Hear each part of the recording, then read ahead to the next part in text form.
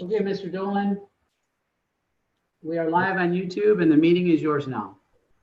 Okay, I'd like to call to order at 7 o'clock. I'd like to call to order our first virtual meeting, June 1st, 2020. And I'd like to ask everyone to be patient. It's our first meeting, so we hope everything goes great, but we're going to work on it.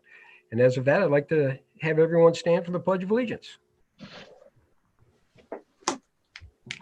I pledge allegiance to the flag of the United States of America and to the republic for which it stands, one one nation, nation, under under God, indivisible, with liberty and justice for all. Okay, thank you very much. Let's go ahead and we'll call the roll tonight, Kelly, please. Sure. Patricia Carcone, Here. Michelle Cash, Here. Sean O'Neill. If you say What? Sean. Oh, he's Sean. muted. Sean, there he is. I can hear you now. Yes, Okay. I'm here. Christopher Enlow, Here. Lisa Blades, Here. John Hicks, Here. John Dolan. Here. All right, moving on to the approval of the consent agenda. Hope everyone had a chance to take a look at that. I'll make a motion to approve the consent agenda as submitted. I'll Second, support. John. Okay. Could you call this by roll, please, Kelly? Sure. Patricia Carcone, Yes. Michelle Cash, Yes. Sean O'Neill, Yes. Christopher Enlow, Yes. Lisa Blades, Yes. John Hicks, Yes. John Dolan. Yes. All right, moving on to the approval of the agenda. We do have one deletion tonight. We need to delete the employee personnel handbook, which is L. We're still working on that. It's not quite ready yet. Other than that, I think the agenda is set. I'll move the approval of the agenda as amended. Support. Please call by roll, Kelly. Patricia Carcone, Yes. Michelle Cash, Yes. Sean O'Neill, Christopher Enlow, Yes. Lisa Blades, Yes. John Hicks, Yes. John Dolan. Yes. All right, moving on to the call to the public. This is where we allow the residents to go ahead and talk about things that are non-agenda related. We'd like to have your name and address for the record. And we do not comment in this stage, and we'd like you to keep it to about 3 minutes. With that, I'd like to have Ken go ahead and explain the rules for that, please, Ken. Yeah, anyone that is on your traditional telephone, if you press *9, we will see that you would like to speak and we will unmute your audio. Again, that feature is *9, and we will unmute your audio and call out the last 4 digits of your phone number. And again, please state your name and address for the record.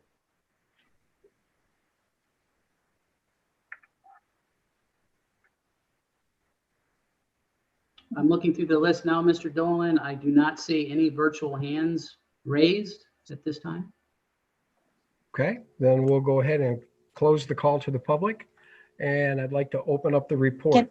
Can I ask real quick, we're announcements and communications? Oh, I'm sorry. I missed that. That's okay. It's election time coming up. August 4th is the primary. And I just wanted to let everyone know who was on the absentee application list should have been mailed one. If you did not get it yet, please call us, email us, pull one off the website and send it in. If you aren't on the permanent list but are interested in going ahead and wanting to vote absentee for August, please call us, get on the website, pull the application, fill everything out, get it back to us. We are still not really open to the public yet. We're working in the offices, but we're using the Dropbox or email. So whichever way you'd like to do it, we'd love to have your absentee application in. So once the ballots arrive, we can mail them out to everyone. Thanks. Okay, with that being said, I'd like to ask if anyone else had any announcements or communication. Yes, I'd like to make communication. The tax bills will be going out for the July 1st date. And just like Michelle mentioned, unless our office is open by then, you can put them in the mail, Dropbox, And we will be taking credit card payments over the phone now to make it more convenient for our residents. So if you have any questions, feel free to call the Township Hall. We're here every day from our regular business hours. Mr. Dolan, if I could interrupt for just a moment, there is a phone number that has its hand raised. Okay. Just wanted to know if you wanted to call on them at this point. Yeah, let's go ahead and let them into the call. I'd like them to talk. Okay. So phone number 0888, you will be unmuted again. Please state your name and address for the record. Frank Socorifos, 24233 Terra Drive, South Lyon, Michigan, 48178. I was inquiring whether you guys are going to read the public comments that we sent in the email. You guys said you were going to read them off. We didn't read them. We put them in the packet. You can read them into the record if you'd like. I would like it to be read for the record. Okay.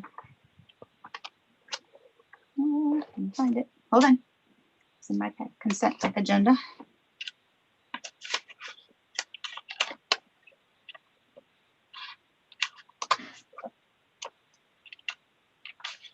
Hold on just a second. No problem. Let me just go to I'll go to my virtual packet here. Hold on. Okay, this is an email from Elaine. Can you pronounce the last name for me? Papatoris. Okay. And Frank Socorifos. Zakarafos and family at 24233 Terra Drive, South Lyon, Michigan, 48178. For the last 2 months, we have had the ability to enjoy our house because the kennel was not allowed to operate. We could go outside without hearing an abundance of dogs barking or whining. We could open our windows and hear the birds chirp and be able to keep our windows open all day. We did not have to turn on the air conditioner or the TV to muffle out the barking. We realized this is what our house was before the kennel opened. We want this back. It is not right to allow a commercial kennel to operate in residential areas. We are asking the township to do the right thing and enforce the zoning ordinances and the special land use that was granted to Dandy Acres Veterinary Clinic. We should have an enjoyable place to call home. That's why we have ordinances, and that's why the special land use was granted to the vet with specific stipulations that no boarding kennel is allowed. Please give us our peace back. Thank you. Okay, thank you, Michelle. Sure. Thank you. Okay, And there are no other callers, Mr. Dolan. okay. Thank you very much. So we're going to move on now to reports. And the first report, I see Tina showed up. It's the DDA report. Tina, you're muted. We can't hear you. You're gonna have to unmute. There we go. Okay, Can you hear me now? yes. All right. Very good to see everyone's faces again. It's been a long time. I know that for the past 2.5 months, we've had a lot going on, and I just wanted to get you all up to speed on a couple of things. So on March 20th, knowing that the stay-at-home order would greatly affect our businesses, I went ahead and created a Facebook page, and it is a business forum that was created to help communicate efficiently and effectively with our local business owners. The name of the page is Lyon Business Group, COVID-19 Response and Recovery. And I think it's important to note that even back in March, we were talking about how we were looking forward and looking to recover from all of this. So this page now has over 100 members. The members are initially were just for Lyon Township, but we realized that as a region, we can grow successfully if we're all working together, trying to encourage people to come back to businesses. And so we've opened this group up to any business located in Lyon Township and the city of South Lyon. And I'll touch base a little bit further on that in a minute. But we've been using this page to communicate to business owners on things such as what type of grants and loan opportunities are out there. Early on, there was a lot of confusion about what was essential or non-essential. And so we shared a lot of information from the county, from the state. We also provided updates from the Retailers Association, from the Restaurant Association, from the Small Business Association, and any chamber information. So it's been an ongoing effort. I know folks have been very appreciative of it when it came to the loans and the grants. And then also more recently with the protective equipment that is being required, such as hand sanitizer and whatnot. So this forum provides an opportunity for our businesses to inquire and also to receive information.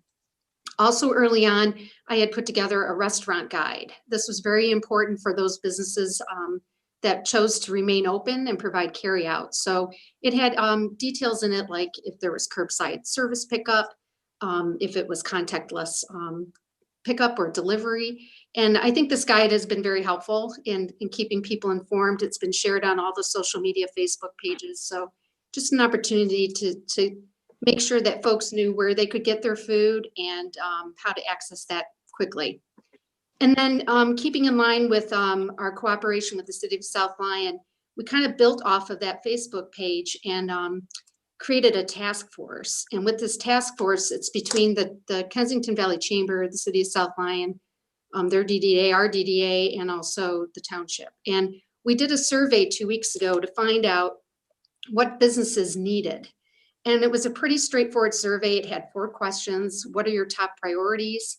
The top priorities that were identified for those that responded was reopening as soon as possible, and then getting customers to return, and also taking care of their employees.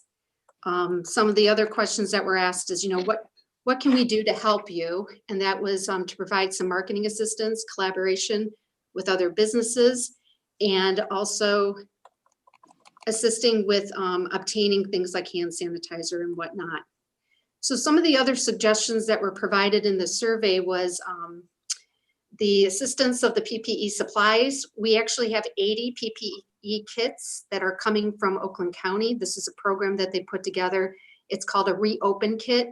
We're going to have 80 of those delivered tomorrow, and we'll get those distributed out to the community. In this kit, it has a contactless thermometer. It has masks.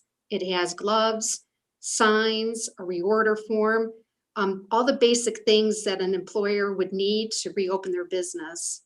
And the kits are designed for employees with less than 50 employees. And they're broken into, like if you have less than 10, or if you have 11 to 20, or you have 25 to 50. So we provided that information early on to the county, and they're providing those kits to us tomorrow. Another item that the businesses asked for from the township was leniency on ordinances. So last week I presented a form that businesses can fill out to request the township to review any special circumstances that they may have that they need to work around in order to get their businesses up and running. That form was approved by the admin team, and we're moving forward with it. Also, they were asking for ways to find ways to host activities, ways to supply more signs to businesses, business-to-business collaboration, and looking to increase capacity for outside spaces. So those are all the things that we're working on currently in order to help them along. So it's been very, very busy, but I think probably the most important thing that we've participated in is the stabilization grant loan program through Oakland County. There were 2 rounds. Patty Carconi and I participated in this process. So round 1, we had about 62 of our businesses apply for the grant through Oakland County. This is a grant that they could earn anywhere from $1,000 up to $10,000. And the first round had 7,400 applicants. They asked for $80 million, and the county had $2.3 million to work with. So you can tell that it was a pretty challenging effort. In round 1, about 37% of our applicants from the township received some type of funding. In round 2, they upped the amount to 12 million. And because of that, and this was from the county commissioners, because of that, we were able to actually go back and make sure that every applicant receives some type of funding.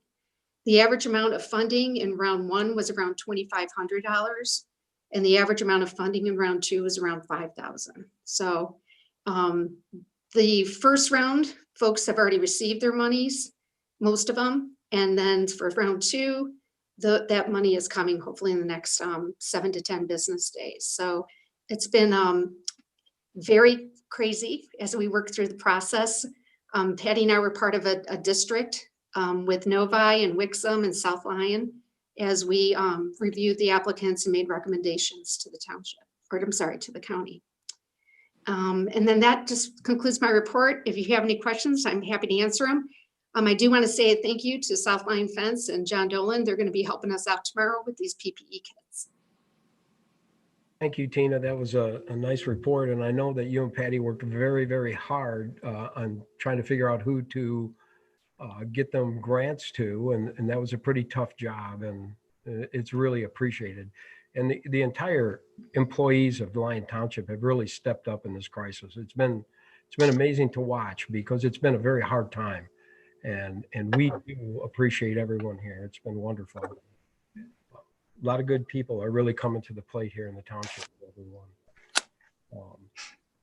Any questions for Tina? Anyone have any? Okay. Let's move on to the fire chief. Thanks, John. Good seeing everybody again, and continue on with your final message there. I agree. We lost about 40% of our staff, not from illness. It was just people that had career jobs elsewhere. And we had a crew of 19, oddly enough, that stayed and stepped to the plate. And I've never been prouder of this group. And so there was never a lapse in service to the community. And like I said, I'm very proud of all the first responders and the support that they received as well. Even these, you may have heard a lot of sirens, and a lot of those were actually these, I need a better term for drive-bys, but the kids, primarily kids that could not get out of the house. And so it was just a drive-by with the fire apparatus and the sheriff's department and other family and friends to just kind of make some noise and celebrate the child's birthday. To our count, looks like at about 103 of these drive-bys. So anyway, that was that made both of us feel good, you know, as far as we did it for the families, but I think we got just as much enjoyment out of that as well. The regarding the stock of PPE, again, we weren't quite prepared. I don't think anyone was, but it didn't take long for our stockpile to get to where we're comfortable, not just for the fire department, but for the entire township.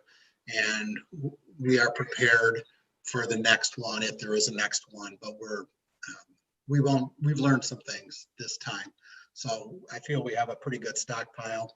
We also filed a $10,300 reimbursement grant for FEMA. That was just a very short window. That was COVID related. And so we'll see if anything happens with that. And I think that's about it. I've got a couple of things on the agenda tonight, but I think that concludes my report. Hey, Chief. And again, I want to congratulate the fire department for standing up to the plate. These drive-by birthday parties have been amazing. I hear nothing but great things about them. I think the only problem that we're going to have is the generosity of this township feeding these firemen. We're going to have a new physical training program. That's why it's just the neck up. Yeah. You know, you guys are getting big here. Yeah, I'm kidding. Yeah, we are. But the township has really come to the aid of the firefighters and our police department, and it's really a great thing to see because between the two, they've been amazing. Yeah. And on that note, the business community and the residents have just been so supportive. I mean, food is, like I said, showing up all the time, and just the support has been really impressive. It has been. And also, just so everyone knows, the chief has been ordering all the supplies for the township hall also. So he's been keeping the township hall in PPE and hand sanitizers and wipes and everything you can possibly think of. He's done a very, very upstanding job, along with all the firefighters and our captains and our sergeants. It's been wonderful. And I want to thank the fire department for that, because it's been amazing to watch. And you have kept this township very safe, and I'm very proud of you too. Thank you. All right. Any questions for Ken? Or I should say Chief. Sorry. All right. Moving on to Lieutenant. Hey, how are you? Good evening, everyone. How you doing? We're operating at 100% capacity in the sheriff's office. We haven't had any setbacks. No one's been sick. Everything's going good. You may know about the creative way that we've decided to utilize our personnel with the closing of the schools. We've got that force that we're out for a couple of months. They made a couple of significant arrests. So I just want to remind everyone in the township that we're there taking care of you and keeping everybody safe during these trying times. And I want to remind everyone also that the sheriff's office is open, even though the lobby is closed. If you need anything, we're still there 24 hours a day, 7 days a week.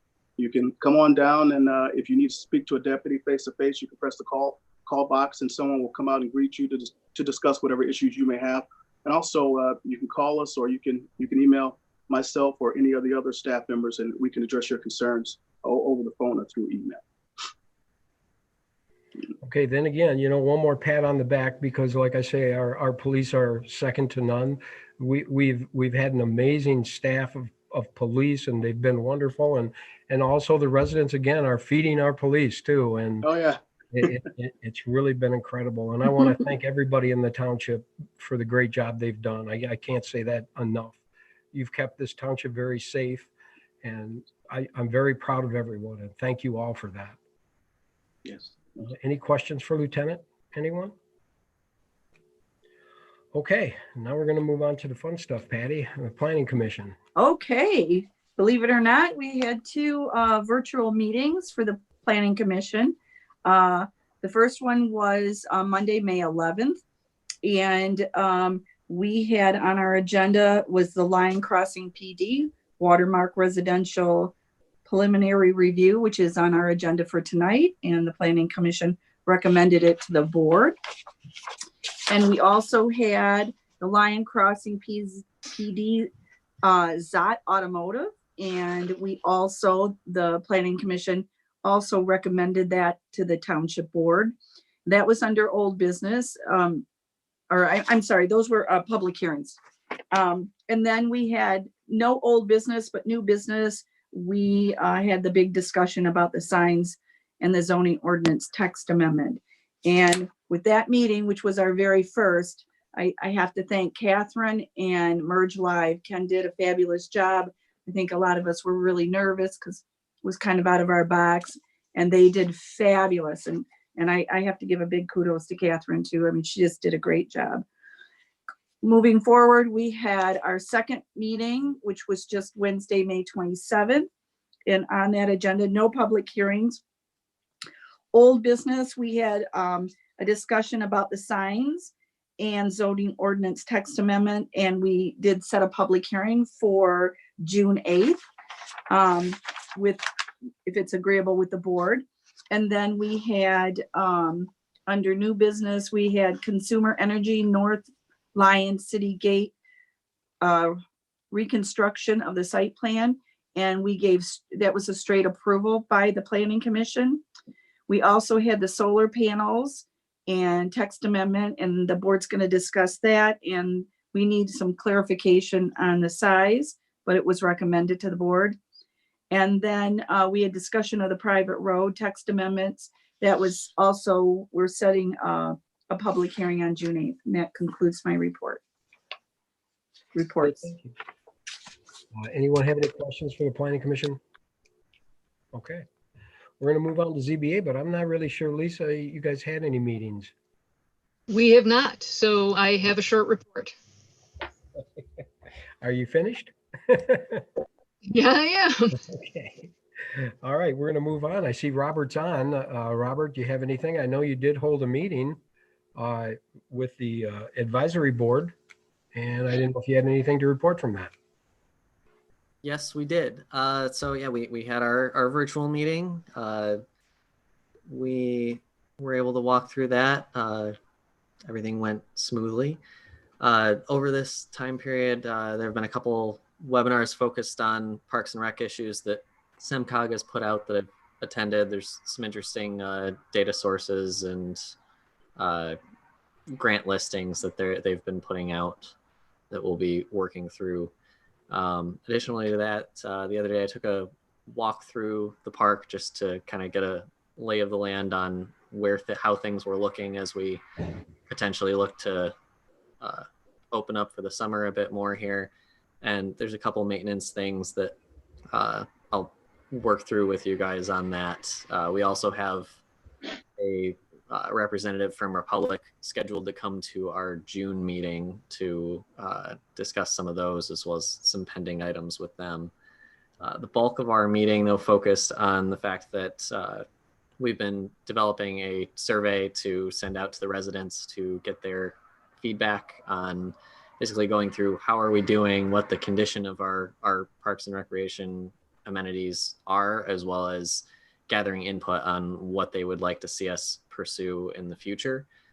So at that meeting, we worked through and came up with a draft of what we'd like to send out and a strategy essentially of having it be a primarily online poll. We may provide printed copies to those who may not be able to access the internet resources, but we're looking to send that out shortly here. The only other item that we discussed was looking at the pathway involved in the watermark development proposal. And the board issued a statement of support towards that being included. I was reviewing the plans and I did notice a couple things. I can save those for that section of the agenda if you'd like. Yeah, I think that'd be great, Robert, if you could wait until it gets to the conversation about that. Mm-hmm. If it's about the watermark. Yep. So with that, if anybody has any questions, I can take those. Otherwise, that concludes my report. Okay. Any questions for Robert? All right. Well, thank you. Well, we missed, I have to bring Tina back in for 1 second. She missed one announcement that she has to make. So Tina, you want to go ahead and. Yeah, thank you. I just wanted to let everyone know, this is just a reminder that Kite Fest for this year has been canceled. Next weekend would have been the weekend that they would have held their 12th annual Kite Festival. So they'll be planning for next year. But in the meantime, the volunteers associated with the Line Events organization that puts on the festival really felt like they needed to do something to help our community. And so they're going to be hosting a food drive this weekend, Saturday, June 6th, which would have been the day of Kite Fest. And it's going to be from 11 a.m. to 3 p.m. And it's going to be up here in the township parking lot. And folks are encouraged to bring their non-perishable items. And for anyone who brings a food donation, they'll get a free kite to fly. So we just want to remind folks that we're thinking about the community, and we had kites to give away. I think they had 1,500 kites this year to give away. And so they'd like to share that with the community so you can still enjoy kite for this summer season. So highly encourage anyone in the area to please stop by and make a food donation. Again, that's June 6th from 11 a.m. to 3 p.m. Perfect. Thank you, Tina. Thank you. Okay, that concludes our reports for tonight, and we are going to move on to unfinished business, which there is none. So we're going to go ahead and move on to new business. And the first item on new business is the consideration to approve Highland Treatment, the new monthly rate for the wastewater system. And as you all have that in your packet, it's a very small increase, and they're very well worth money. Believe me, they go far above everything we've ever had here. I'll make a motion to approve the Highland Treatment rates for the sewer treatment plant. Should we go through the end of the year or go ahead and make it through the March of 2021, which is what he was asking? I thought we were trying to line him up with our budgeting. I would like to make that to the end of the year and keep this in the yearly budgeting. Okay, so I'll change my motion to approve the new increase of rates for Highland treatment through December 31st, 2020. I'll support that. Oh, go ahead, John. Okay, we have a motion and support. Does anybody like to comment on this at all? John, Good. I think you touched on it, but it was only a 2.2% increase, which I think is very fair given the services they do. Thank you, Chris. It is very fair. They do I can't tell you, working day to day with these guys, it's been amazing. They do a wonderful job, and they go above and beyond for us all the time, which is super. All our consultants do. It's crazy. John, I just wanted to point out that there is no increase to the end user, to the residents or business owners There is not. as a result. Okay. Thank you for that, Sean. That's important. All right. So could you please call this by roll, Kelly? Sure. Lisa Blades, Yes. Patricia Carconi, Yes. Michelle Cash, Yes. John Dolan, Yes. Christopher Enlow, Yes.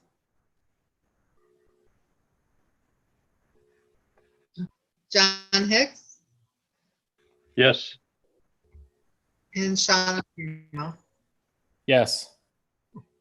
Did we get everyone? Thank you. Okay. Thank you. Moving on. Yep. This is the introduction of an ordinance for the New Hudson lot coverage regulations text amendment. And Brian, do you want to introduce this one? Yes, thank you, John. This takes us back to February prior to the pandemic situation. The Planning Commission made a recommendation to the Township Board to amend the ordinance for the New Hudson District. The issue arose when we received several inquiries from property owners in the New Hudson District wanting to know how small of a lot that they could create on their property if they were to split some off.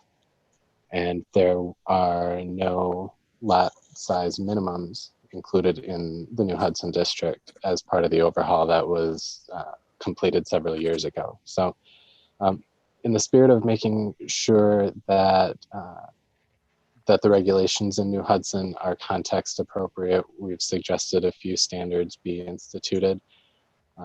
Specifically in the core sub-district, we would suggest that the lot width minimum be 70 feet and a lot size of 10,000 square feet minimum. And in the edge and neighborhood sub-districts, 100 feet in width and 15,000 square feet in lot minimum. Now these numbers are, we studied existing parcel sizes in these districts, and this is a close approximation. Obviously, we have quite a wide variety of sizes in New Hudson, but these are fairly representative. So as it's proposed, we would set those as minimums, but we would also say that if the lots on your street are smaller than these minimums, we would expect that you conform to that, to the character of lots on that street. So if, for instance, you are in the core sub-district and all of the property lot widths are 50 feet, you would be held to the 50-foot standard rather than the 70-foot. So we're really trying to bring context-appropriate standards to New Hudson in keeping with the form-based code that was adopted several years ago. So with this, you do have a recommendation from the Planning Commission, but I can take any questions that you might have. Okay, and this is also a first reading, right? This is a first reading, yes. Okay, so go ahead. I'd like to open up dialogue to Brian, please, and let him know if there's anything in there you like or you don't like. Chris, you want to start? You have anything in there that you have any questions about?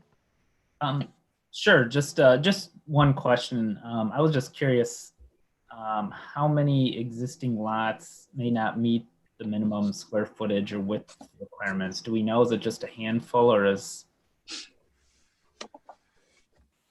You know, I don't have that number in front of me. The ordinance does have the provision, though, that any lots that are in existence today are not considered non-conforming due to the lot size. due Okay, to so these minimums. So we're not creating additional nonconformities through this.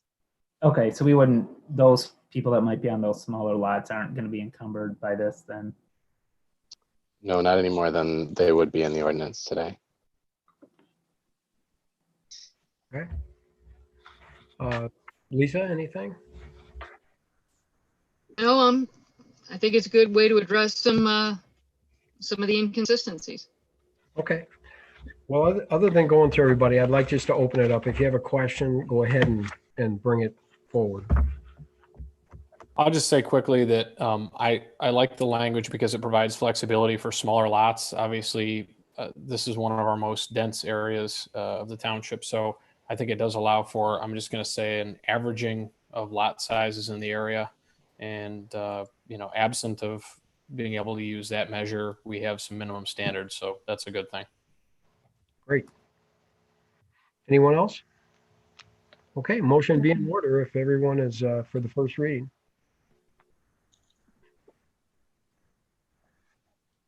I will make a motion that we move AP 19-27 to second reading. I'll support. Lisa? All right, we have a motion and support. Could we please call this by roll, Kelly? Lisa Blades, Yes. Patricia Yes. Carcone, Michelle Cash, Yes. John Dolan, Yes. Christopher Enlow, Yes. John Hicks, Yes. Sean O'Neill. Yes. Okay, thank you very much. Moving to the next introduction of an ordinance on a text amendment to our solar energy system. Again, Brian, you want to talk through this one, please? Sure, absolutely. We received an application from Chase Bank interested in permitting rooftop solar energy systems on their building right off the Milford Road interchange as part of their corporate initiative to include solar and wind energies in all of their buildings. And this is something we anticipate coming forward for many new commercial and industrial builds. And in fact, since we introduced this to the Planning Commission, we have received inquiries from the new Zeiss building wanting to put a fairly large system on their property. So we held a public hearing with the Planning Commission and we discussed what we would want to accomplish in terms of allowing a business to install these solar panels on top of the roofs. The first would be that this is really an accessory use, right? This is not something that's going to be the primary use of the building. When the retailer or restaurant or manufacturer goes away, we would anticipate that these structures would no longer be in use.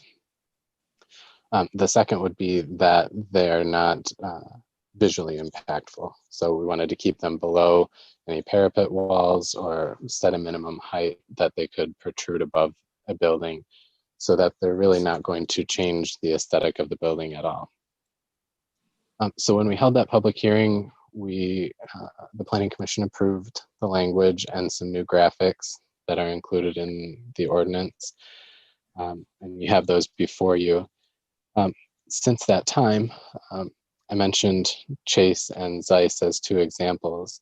Chase is a fairly small bank, right? It's not a substantial building. And so when we went through this, we modified the previous ordinance language that was intended for residential use. And that previous language included a 10 kilowatt or less maximum. When Zeiss came to us, they said, well, we're looking to be somewhere in the 400 to 500 kilowatt range. So this ordinance did not address their particular use. So at the last Planning Commission meeting, we went back and we discussed, are our goals still achievable if we get rid of a maximum size for these solar energy systems in a commercial and industrial application? And really, I think everybody felt that regardless of the size of the system, if you can't see it from the road and it remains accessory, our goals are really still achievable. And so you have an ordinance in front of you that does include a maximum of 10 kilowatts in terms of what has been prepared for the packet. But just last week, the Planning Commission modified their recommendation to remove that 10 kilowatt limit. So we can obviously address that in the language prior to second reading and bring that back to you if you're comfortable with it. With that, I can take any questions that you might have. Okay, thank you, Brian. I'd like to open up for questions for Brian. I'm sure we have some. Someone like to start? Maybe we don't have any.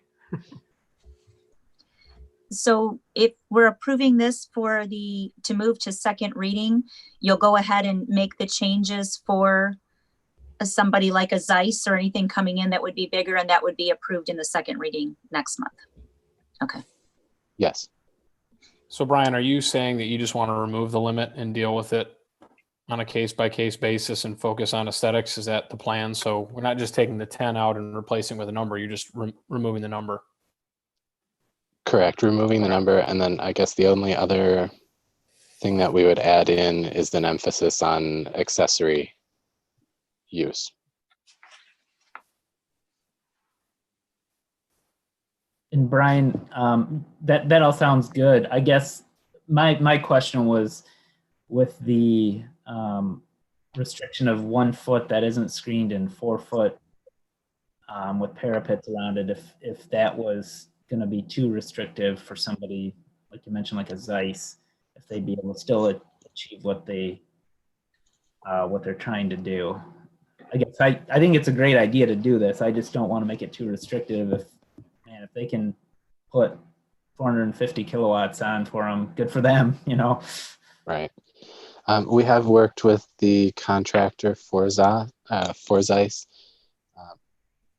The maximum kilowatt limit was the only standard that they had an issue with. So they believe that the 4 foot height is achievable or 1 foot off of a flat roof. So it wasn't an issue for them. And quite honestly, you know, when we look at these architectural plans on some of the big developments, there really is, you know, 3-4 feet worth of parapet, because in a lot of instances they're hiding their mechanicals on their roof anyways. And so these go right alongside those. Sounds good. So basically the parapet would adjust to the height of the solar. I mean, I understand what Chris is saying. You wouldn't want to get the parapet higher than, you know, the sunlight, right? Is that what you're talking about, Chris? So the sunlight would hit the entire array. Right. Yeah. Right. So could you somehow word it in there as, depending on the height of the solar array, the parapet would be adjusted, you know? Well, we actually adjust the solar array. I mean, maybe that's easier to adjust. I think in most cases that's going to be the case, because they have to hit our zoning district building height limits to begin with and kind of design downwards from there. And so even in retrofit situations, they're going to, they may just have to modify that array slightly. Okay. So any other questions? Well, a motion would be in order to move this to second reading.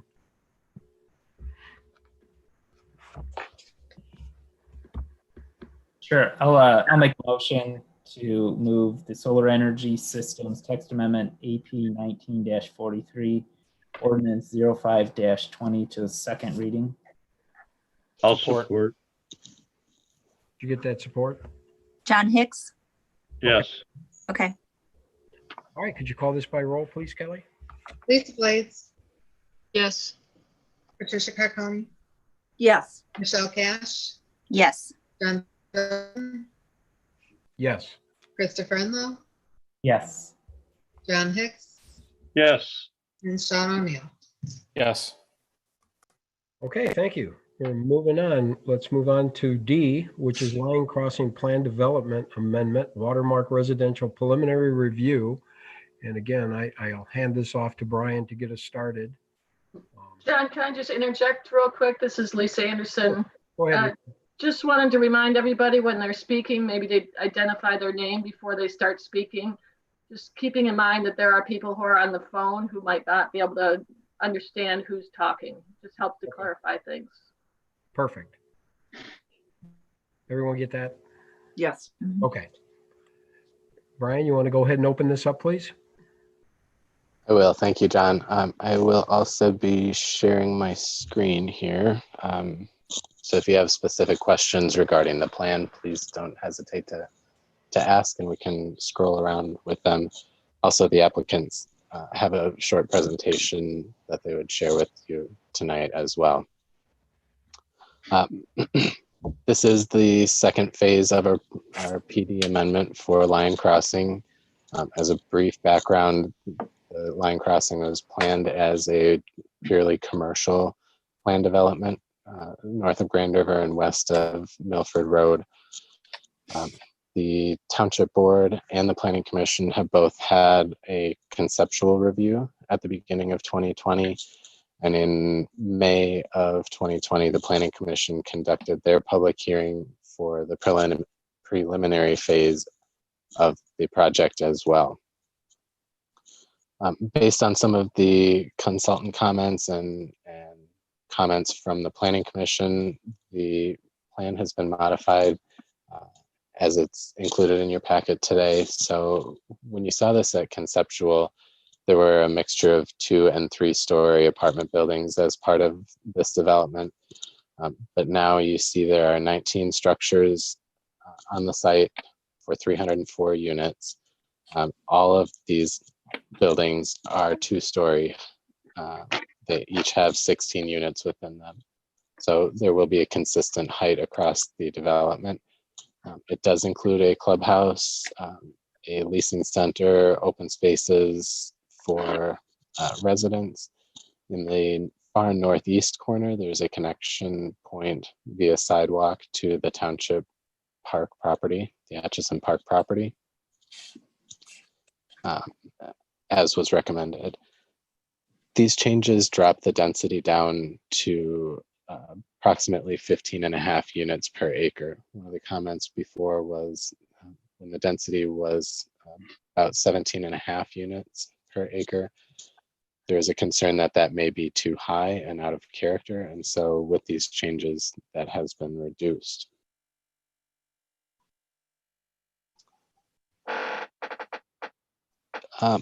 As part of the preliminary review, the applicants are responsible for providing a traffic impact study, which has been provided, and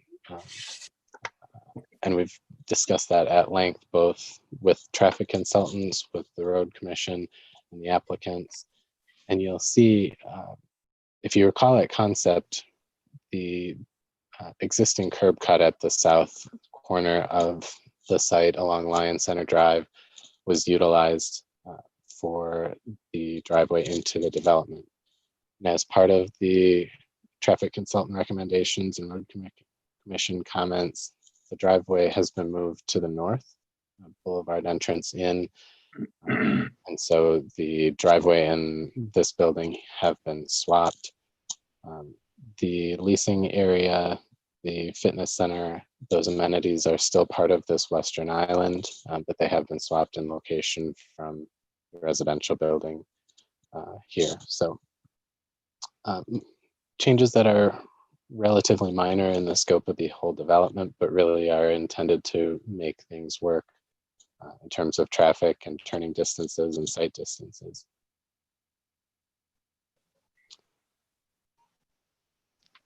As part of this development, or as part of the preliminary requirements, an economic impact assessment has been provided. This impact statement anticipates just over $3 million in one-time permit and utility connection fees to the water and sewer systems. It anticipates that there is just over $100,000 worth of annual property tax revenue to the township. Lion Community Schools, based on 27 students living in this development, would be anticipated to receive just over $600,000 in annual revenues, and other taxing jurisdictions would receive over $220,000 annually. Residents will enjoy over 2.8 acres of open space.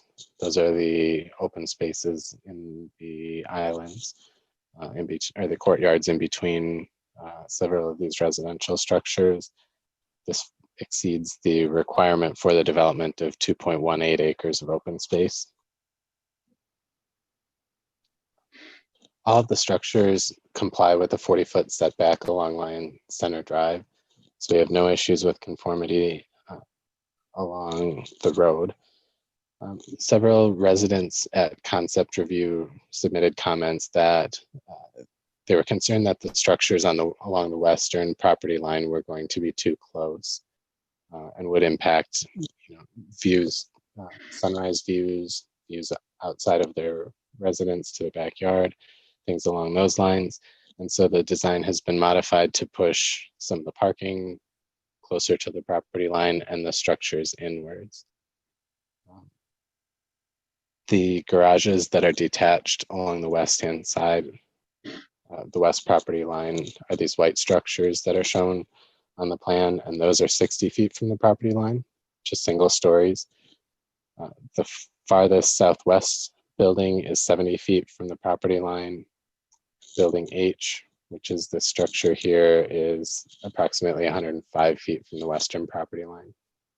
So we believe, in addition to the fairly substantial slope that starts behind the detached garages and the distance away, some of those concerns with proximity and visual impact will be mitigated.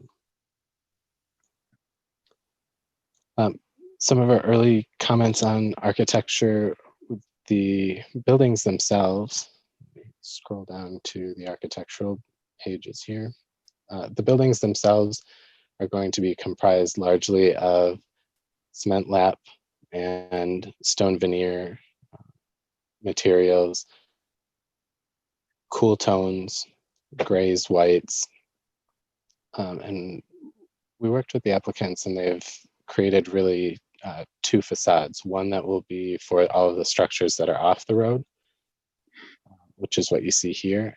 And then along the road, the structures will receive a bit more of a stone treatment. So several of the facades will be wrapped in stone to kind of tie in with the adjacent commercial structures where brick and stone are requirements architecturally. All of the detached garages, all of the amenity buildings on the site will share a similar architectural design. This is the clubhouse, and we have the garages as well. So they're using the same cement lap, siding, stone veneer. So all of the elements are kind of tied together. In terms of parking and loading, the requirement based on our ordinance is 608 parking spaces. And as proposed, there are 714 parking spaces. Those are a combination of garage spaces, both under the existing buildings and detached, as well as surface spaces. And behind each garage is an individual driveway space. Apologize, don't mean to make anybody sick. Right behind each one of the garages would be a space where a second vehicle would be permitted to park for each one of the units.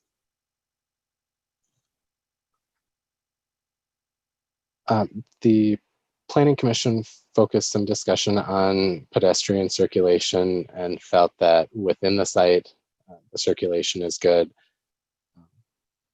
As I mentioned earlier, at the very northeast corner of the site is a walkway that extends to the property line at the north.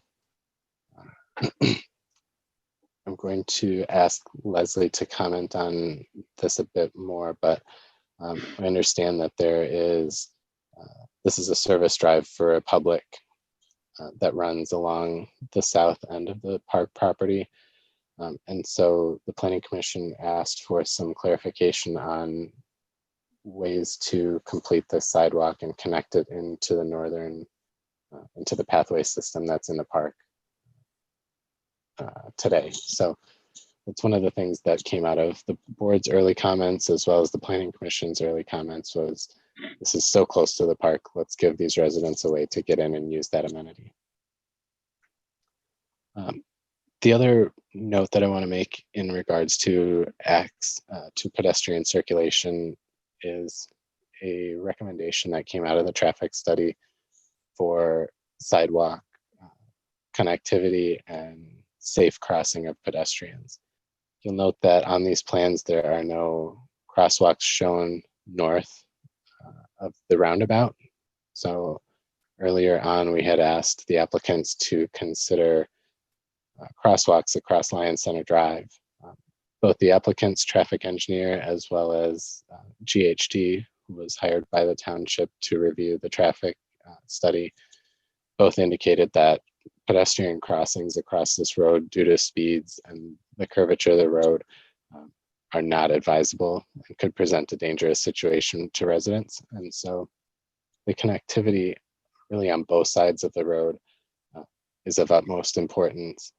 There was also some recommendation for some additional pedestrian signage over at the roundabout. And so I'm going to defer to the applicants to comment on how that has been addressed. They were going to work with the county to see how that signage might be implemented in this application.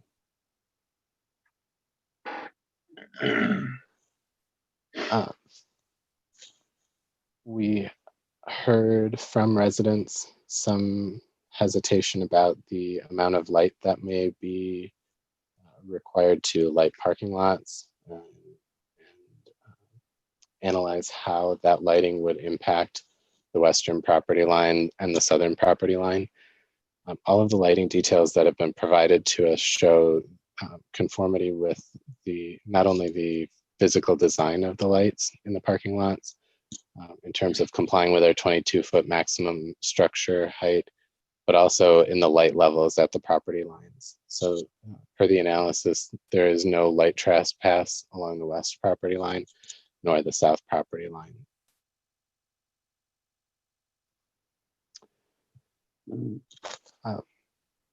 Finally, we note that in terms of landscaping, the applicant has proposed a greenbelt buffer on the west property line that is above and beyond the requirements. Some of the requirements that we have for street frontage along Lion Center Drive, additional resources from those requirements have been placed along the western property line to shore up that landscaping and make sure that there's an adequate buffer between the development and the existing Golden Valley subdivision.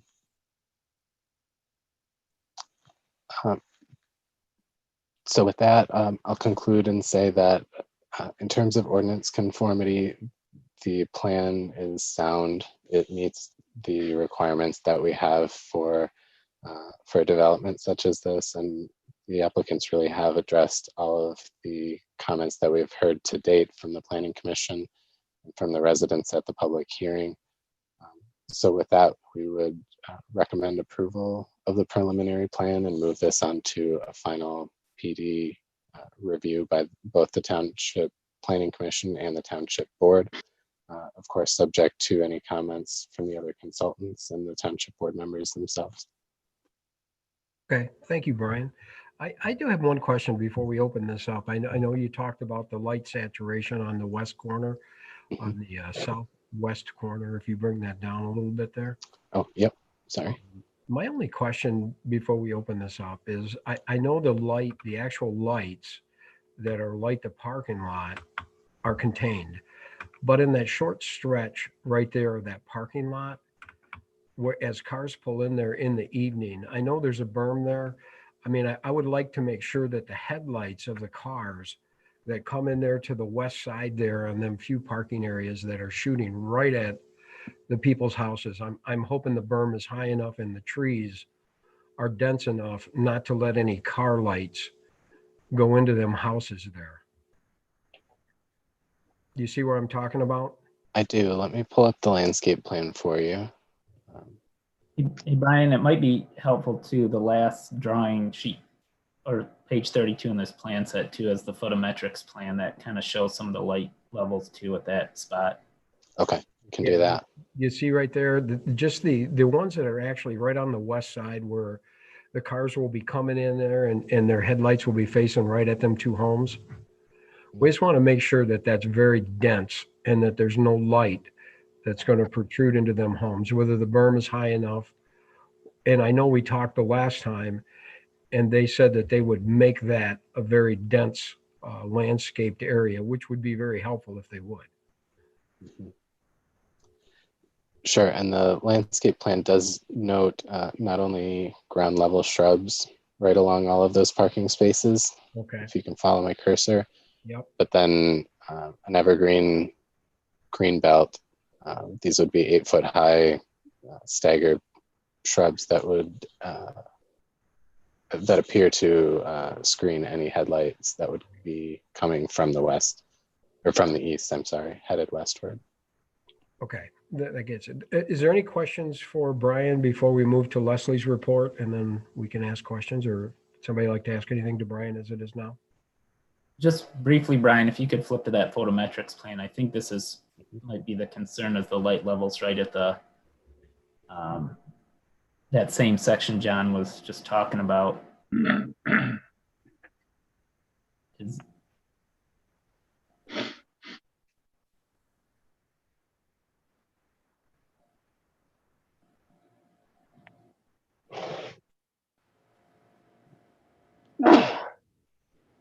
So that one particular light pole, as you move west, it starts to dwindle out, but I'm not sure if they took the photometrics far enough, or where does it actually hit zero? And I mean, we can ask them to supply levels right outside the property line. The actual ordinance standard itself is 0.5 at the property line. So they're already below that within. But if you'd like clarification, I'm sure that's an easy addition that could be made. yeah, and it may just drop right off to zero right there. It's just one of those things that might make the neighbors feel a little better, along with the screen that John was talking about. That's adequate. Okay. Leslie, any other questions for Brian before we move to Leslie's report? I should have announced that it was Trustee Enlow making those comments.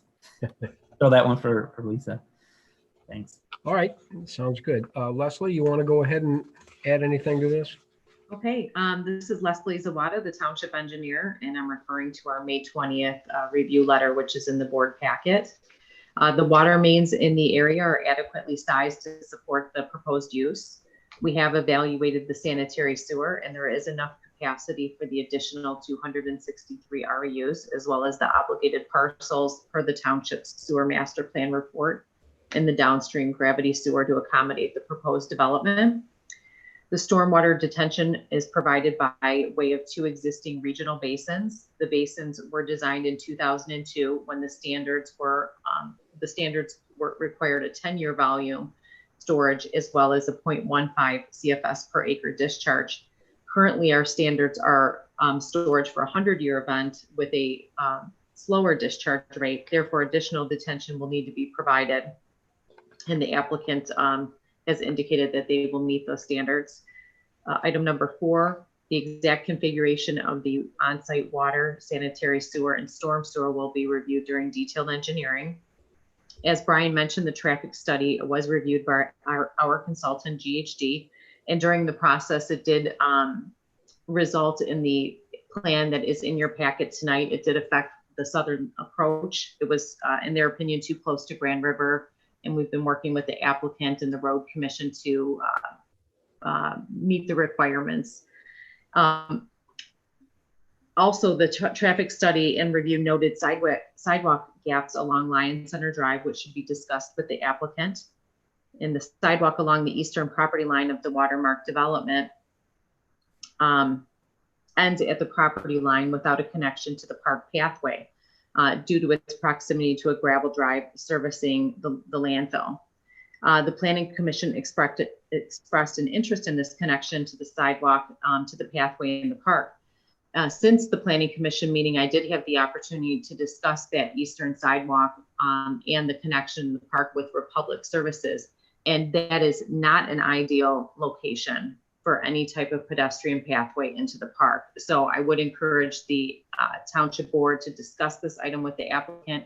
Possibly that walk could be relocated somewhere else, but this would be a good time to address that so that when the applicant, if this project moves forward and they prepare their final PD plans, they can address it on those plans as well. The Planning Commission expressed an interest in the applicant adding gateway treatments to the pedestrian crossings at the roundabout, as Brian mentioned.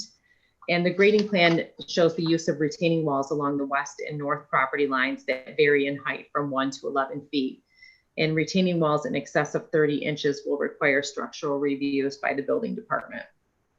The fire department approval will be required for the layout and hydrant locations, as well as the drive aisles, to make sure that they can accommodate their future ladder truck. And that's all I have at this time. Okay. Any questions for Leslie before we move on to the applicant? All right. Would the applicant like to bring us up to date here on this new plan here? Yes, thank you, John. This is Tony Antone. I don't have my video is not able to work, but oh, maybe that's it. Okay, here I am. First of all, I want to thank the board for allowing this meeting to go forward. Not only this one, but the Planning Commission meeting before. I hope you guys realize that by allowing us to do this, it's really keeping these deals alive because both of them are needing to break ground in the fall. So, so thank you. As Patty mentioned, we did get a unanimous approval from the Planning Commission to move these forward, and we're anxious to present to you our new plans. I am going to turn it over to Chris and to Garrett from Watermark so that they can show you the differences in the plans from the last time you've seen it. It looks like we're unable to show our video as well. Could somebody allow Chris Alexander and I to show video? Oh, there he is. This is Chris Alexander with Watermark. Can everybody hear me? Yep. Okay. This is Chris Alexander with Watermark, and I'm representing the development team. I'm here with Garrett Linville, and you'll hear from Garrett here in a minute. I also want to just echo what Tony said. Thanks to the township, to the board for particularly adjusting to the environment we're living in right now. This forum has been made available by you to hear our case and can sort of continue down the path, and we appreciate it. It takes a lot of work, we know, and we're all getting used to this. So thank you. The staff has been great in terms of our communication throughout all of this. So we appreciate that. Brian, Catherine, and Leslie have been working with us on everything to date. So thanks to that team. On our team, we've got Garrett, as I mentioned. Bob Emmerine is with Seabrook East. He's here. And then Julie Kroll with FNV is here to answer any traffic questions. We're going to present a plan that hopefully has been improved, as Brian mentioned, and specifically address comments and concerns that we heard even on the 11th from Planning Commission. I just want to say a couple things, again, in terms of just what we're all going through in terms of these unprecedented times. Everything's changed dramatically, I think, even since we met. And our priority as a company remains focused on the health and safety of our team, our residents, and their families. We continue to make health and personal safety our priority. We've taken actions to protect all of our team members and residents to the best of our ability. We're making sure that everybody in the field that's building or managing our properties and is keeping them on schedule and meeting the needs of our residents and giving them everything in terms of our team that they need to do that. In terms of our business and our strategy and what's going on, we continue to progress all of our new developments like this one, the crossings by Watermark. We continue to move those forward to the greatest extent we can. Fortunately, we raised funding last year at the end of 2019 that has allowed us to continue focus on building out this 2020 pipeline. We do hope to have 6 new starts as a company this year nationally, and we've already started 2 that are under construction. In terms of our existing apartments, we've had really strong leasing. That may be a question you've had. Our property management team on the ground continues to manage diligently and work with our existing residents to manage rent collection in this challenging time. We monitor our portfolio regularly as well as the rest of the industry. And we are confident that we have the reserves to continue to manage whatever's thrown at us here creatively.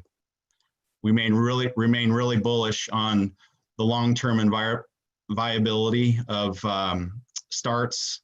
We think with where interest rates are, the inevitable slowing of new starts by the industry and our competition, and the fact that our starts this year won't deliver until late 21 or 22, we believe our projects are going to continue to perform as we're projecting those to do.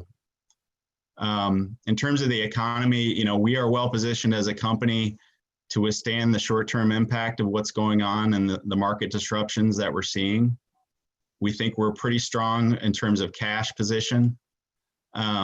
And we anticipate that our industry, multifamily, will continue to function as it has historically during these turbulent times like this. So we're really excited about this project in Lyon. Thank you for this opportunity. I'm going to turn it over to Garrett to talk more specifically about our plans, and we are certainly available to answer any questions that you have. So with that, I'll hand it over here to Garrett. Thanks, Chris. So again, this is Garrett Linville with Watermark Residential.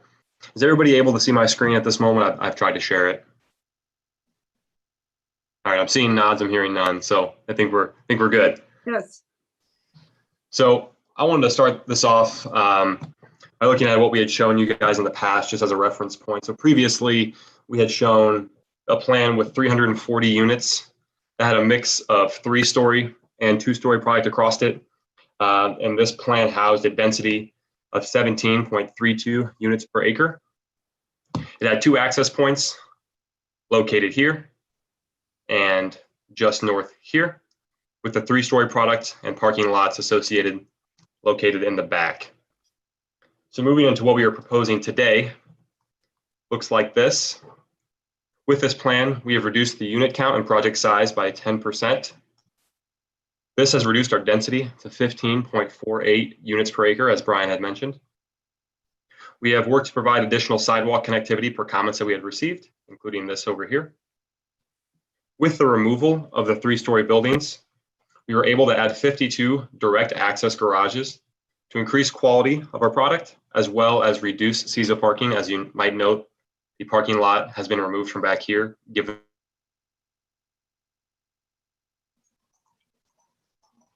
that more of the parking is now internal.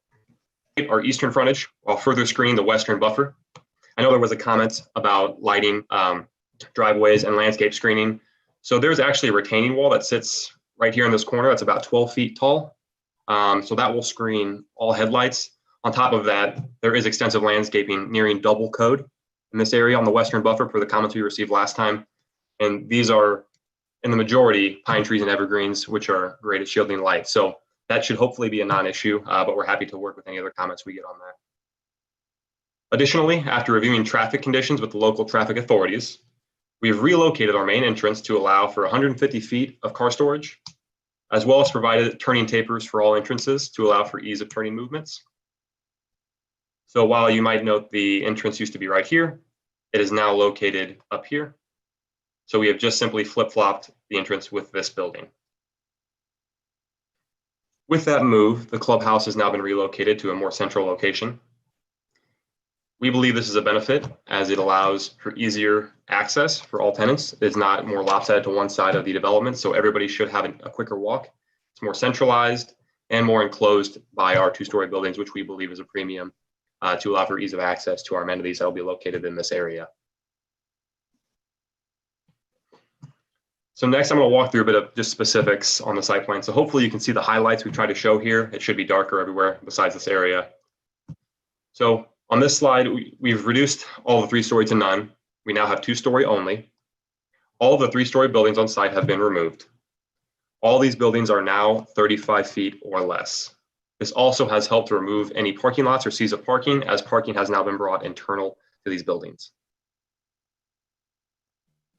So here's a snapshot of the same area on the new plan that shows that all of the 3-story buildings have now been removed and are now been replaced with 2-story buildings only. Here's a quick exhibit to show the difference in height between the 3-story and the 2-story. The 3-story is a photorealistic rendering, and a 2-story is just simply a SketchUp model. But the goal of this is to show that the buildings are much less massive. They are 34 feet in height as compared to the 48 feet to the peak as proposed with the 3-story project.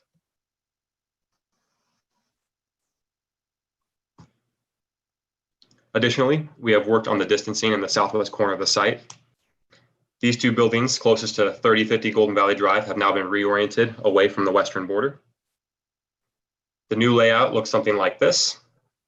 So as Brian had mentioned previously, these buildings were 54 feet to the property line, 106 feet to the home. As of now, the closest building is 85 feet to the property line and 138 feet to the home. So while the buffer, or the required buffer or setback, is 40 feet, we are now 138 feet to the home in the closest situation.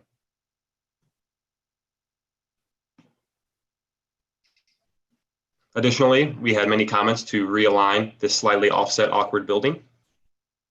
In the new layout, we have done just that and made it perfectly tangential to the road.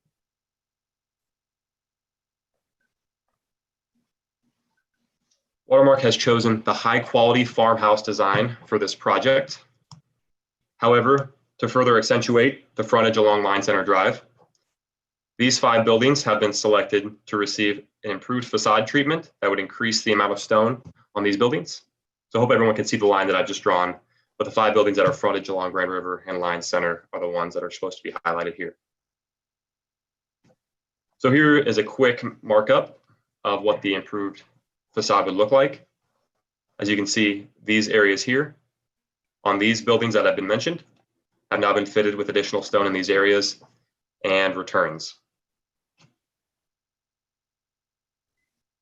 Lastly, there have been a comment in the planning letter about clubhouse looks and clubhouse orientation. So I'll zoom in here. Hopefully I'm not making everybody dizzy. But we had chosen to accentuate this entrance as opposed to this entrance, as all new prospective tenants will need to enter through this building to get to the leasing office, whereas this right here is used only for current residents to access all the amenities that we have to offer. And so the goal is to accentuate the entrance for all prospective residents, to encourage them to enter the right building and not get confused as they're moving through the site, trying to figure out where to go. And so we've selected this architecture for a reason, but I recognize the comment. And so if asked, it is easy for us to pivot to the back elevation of our clubhouse, which would give more of a porch feel, hopefully to break up the roof line that was proposed. While we do prefer the first option as proposed, the back elevation is out there if required.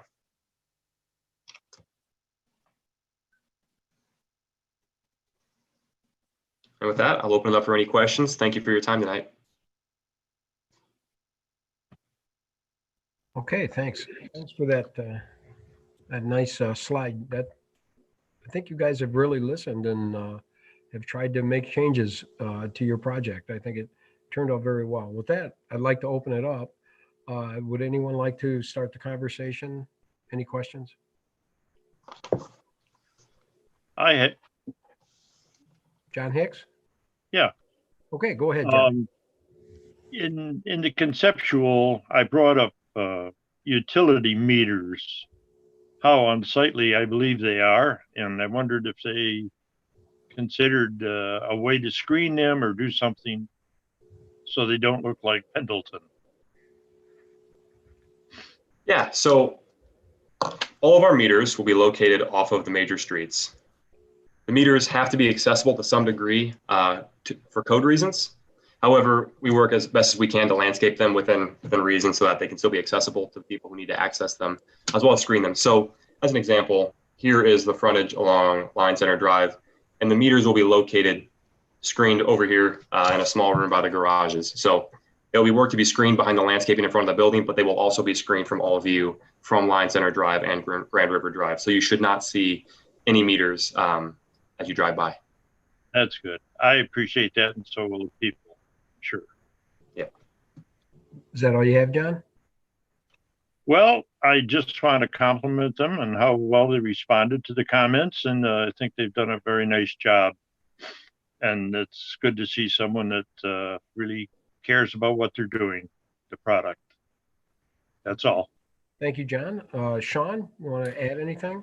Yeah, I think it's generally a much better plan than we saw. My two biggest concerns then and still now are traffic, because it's getting worse as the traffic study shows.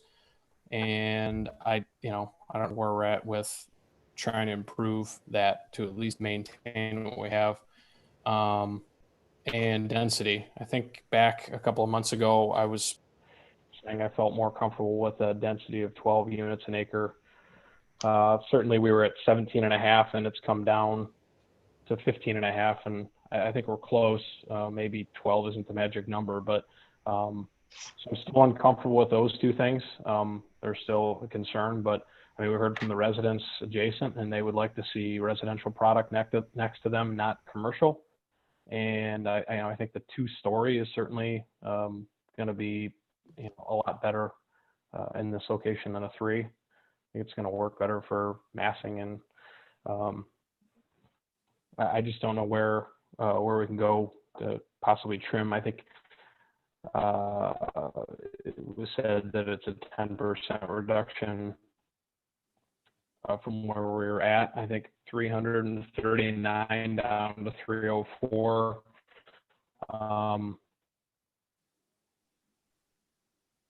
I guess I'd like to see that come down, compliment them on the improvements.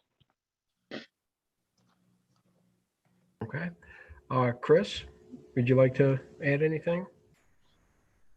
Sure. I guess I just kind of went through my list of items I had during conceptual review to see where we kind of ended up. I guess it was the density is probably the one that it did come down, but we were kind of looking at the 12 units per acre, similar to what Sean was mentioning. The 3-story product going away and making it 2 stories and being under the 35-foot maximum height, that was good. I would,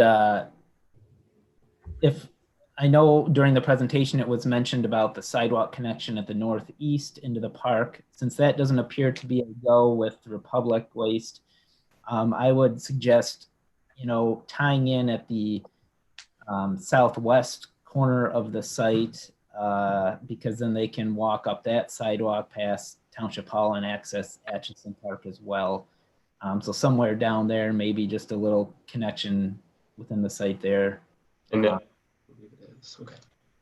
Yeah, so that's probably the next best option, is to, if you connect that building up to that sidewalk there, that walk itself continues west and into Atchison Park. So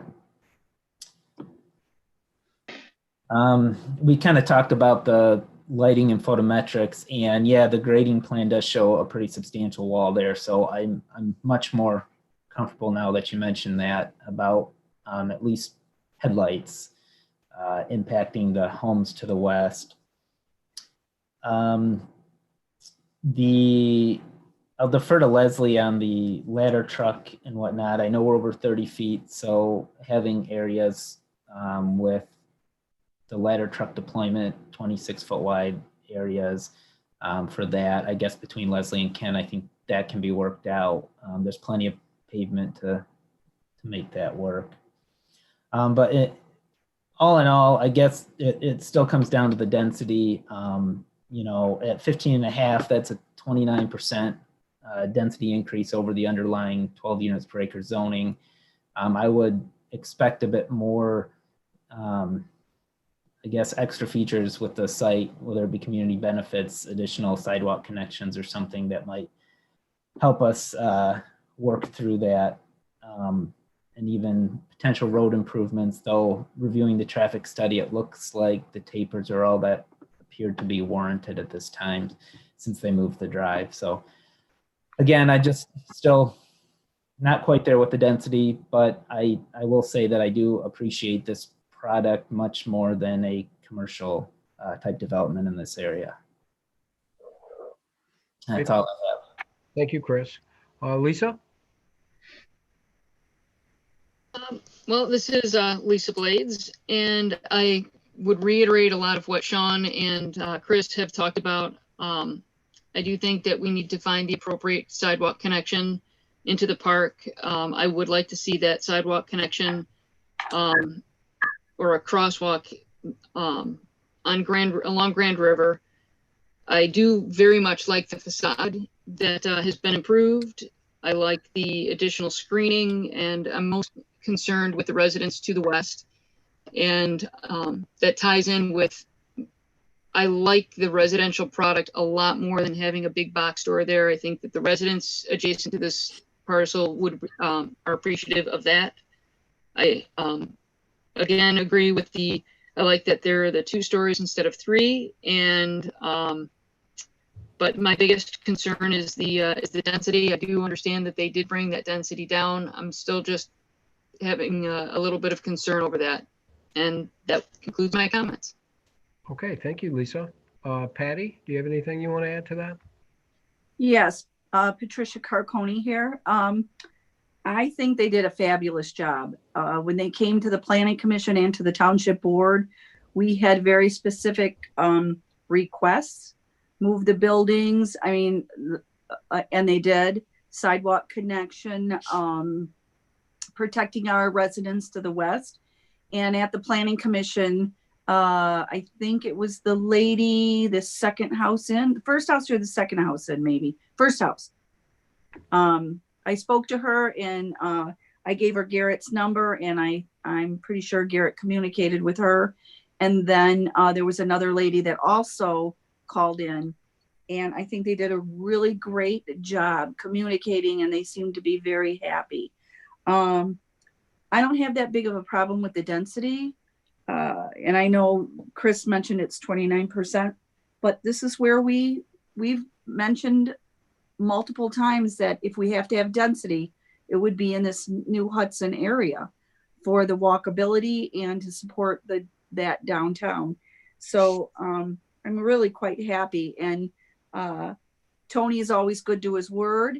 And when we asked for that sidewalk, there was no hesitation, and he made sure that sidewalk is going to continue in the safety measures. Leslie had some crossing areas that she was really not pushing, but identifying, and they also stepped to the plate for that. So I don't know which more you can do. I love that they went to the 2 stories, added the additional brick. I mean, they've done everything we've asked, additional screening. So I'm 100% behind it. And I think it's going to be beautiful and good for our community. Those are my comments. Okay, Michelle, you want to add anything? Sure. I just wanted to let them know that I really do appreciate them shifting those buildings and moving away from the residents also on the side, west side. It looks a lot better. Now, looking at the screen, I'm pretty sure you said there's only one entrance now coming in, which is the main boulevard, correct? Okay, I'm off mute now. There is still 2 access points. I'm sorry, Okay. it's not letting me scroll in to full extent, but there's one here and there is Yeah. one here. Okay. One is just the main entrance as a boulevard, and the other Right. is just a secondary access point. A That still smaller will be one. a Okay. full cut. Okay. And then one more question for you about the parking spaces. Having 304 units, most people are probably going to have 2 cars in there. You might get the occasional single person, but they still might have vehicles. Only having 106 extra spots, is that usually, or what is the formula for apartment complexes, like this? I'm just wondering to make sure that there's enough parking so people aren't parking someplace else and walking in, or, I mean, it just looks so, and I'm probably glad that it is so crowded across the way from you. But the thing is that it always looks like there's no place to park over there. And I mean, if someone's visiting or whatever, it seems like there's just a lot of spaces and it's all packed, and maybe they just don't have as many spaces as you do. I don't know what the formula is. Yeah, so I can dig into it a little bit, and believe me, I can talk about parking all day. So please stop me whenever I go too far. But I believe we have 708 parking spaces, or somewhere around that number, with 304 units. And Yep. so that's somewhere in the range of a 2.25 ratio. Mm-hmm. And so while our site doesn't look like it has a whole lot, it really does because we have garages internal. In addition to those garages, we don't have them striped on this plan, but they have driveway spaces. And so while you can park in your garage, you can also park in your driveway. And on top of that, we have all the actual parking that's striped along the roadways internally. And so typically when we go do a development just about anywhere that's not urban, we'll look for a 1.7 parking ratio. A 1.7 parking ratio will give us about 1 parking stall per bedroom, which when you have 3 bedrooms and 2 bedrooms across the site, that's quite a lot. And when you distribute it well, it's never full. So that's our internal standard to be at a 1.7. Here we're actually at a 2.25 in order to abide by code and go a little bit above and beyond just how our buildings were laid out. So we believe there should be no issues when it comes to parking, given that we're over code. We're 0.5 per unit over what we typically do. And on top of that, I think it's good to add that we are the management company as well. We have the property management arm that will be feeding all these calls.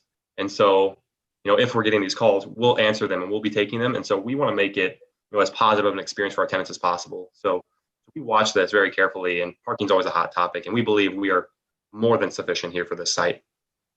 Okay, great. Thank you. Okay. I just want to, it's so many times developers come to the board and with conceptual reviews, and then they go back with all the comments made by the board, and then they come back to a preliminary with basically nothing changed. And I'm going to tell you, this is really exciting to have someone that goes out and almost takes every single comment from the board and comes back with a change, from aligning buildings to making it safer with the entries to retaining walls for lights to going from 2-story to 3 or 3-story to 2-story on the buildings that were high, changing the facades along the roads to make it nicer, willing to connect sidewalks anywhere we ask them to. This is really a different kind of project. It is very high end. I think it's going to do a wonderful job for our community, for the walkable area, and the density is really close. And that, to me, that doesn't bother me whatsoever. I think that the key, and I know you have a traffic person with you, is to maybe explain why the traffic won't be a problem, because I think that was questions that were asked by board members, and I do believe that that's important. I'll defer to Julie Kroll on this one with Felice and Vandenbrink.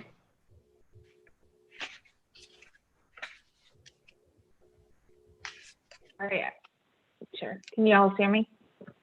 Yes. Yes. Okay. Sure. So I guess, the traffic for the site, for the most part, can be accommodated with the existing infrastructure.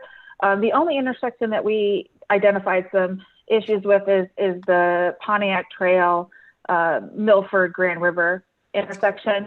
That was identified as by the Road Commission with current issues. So that really needs a regional improvement.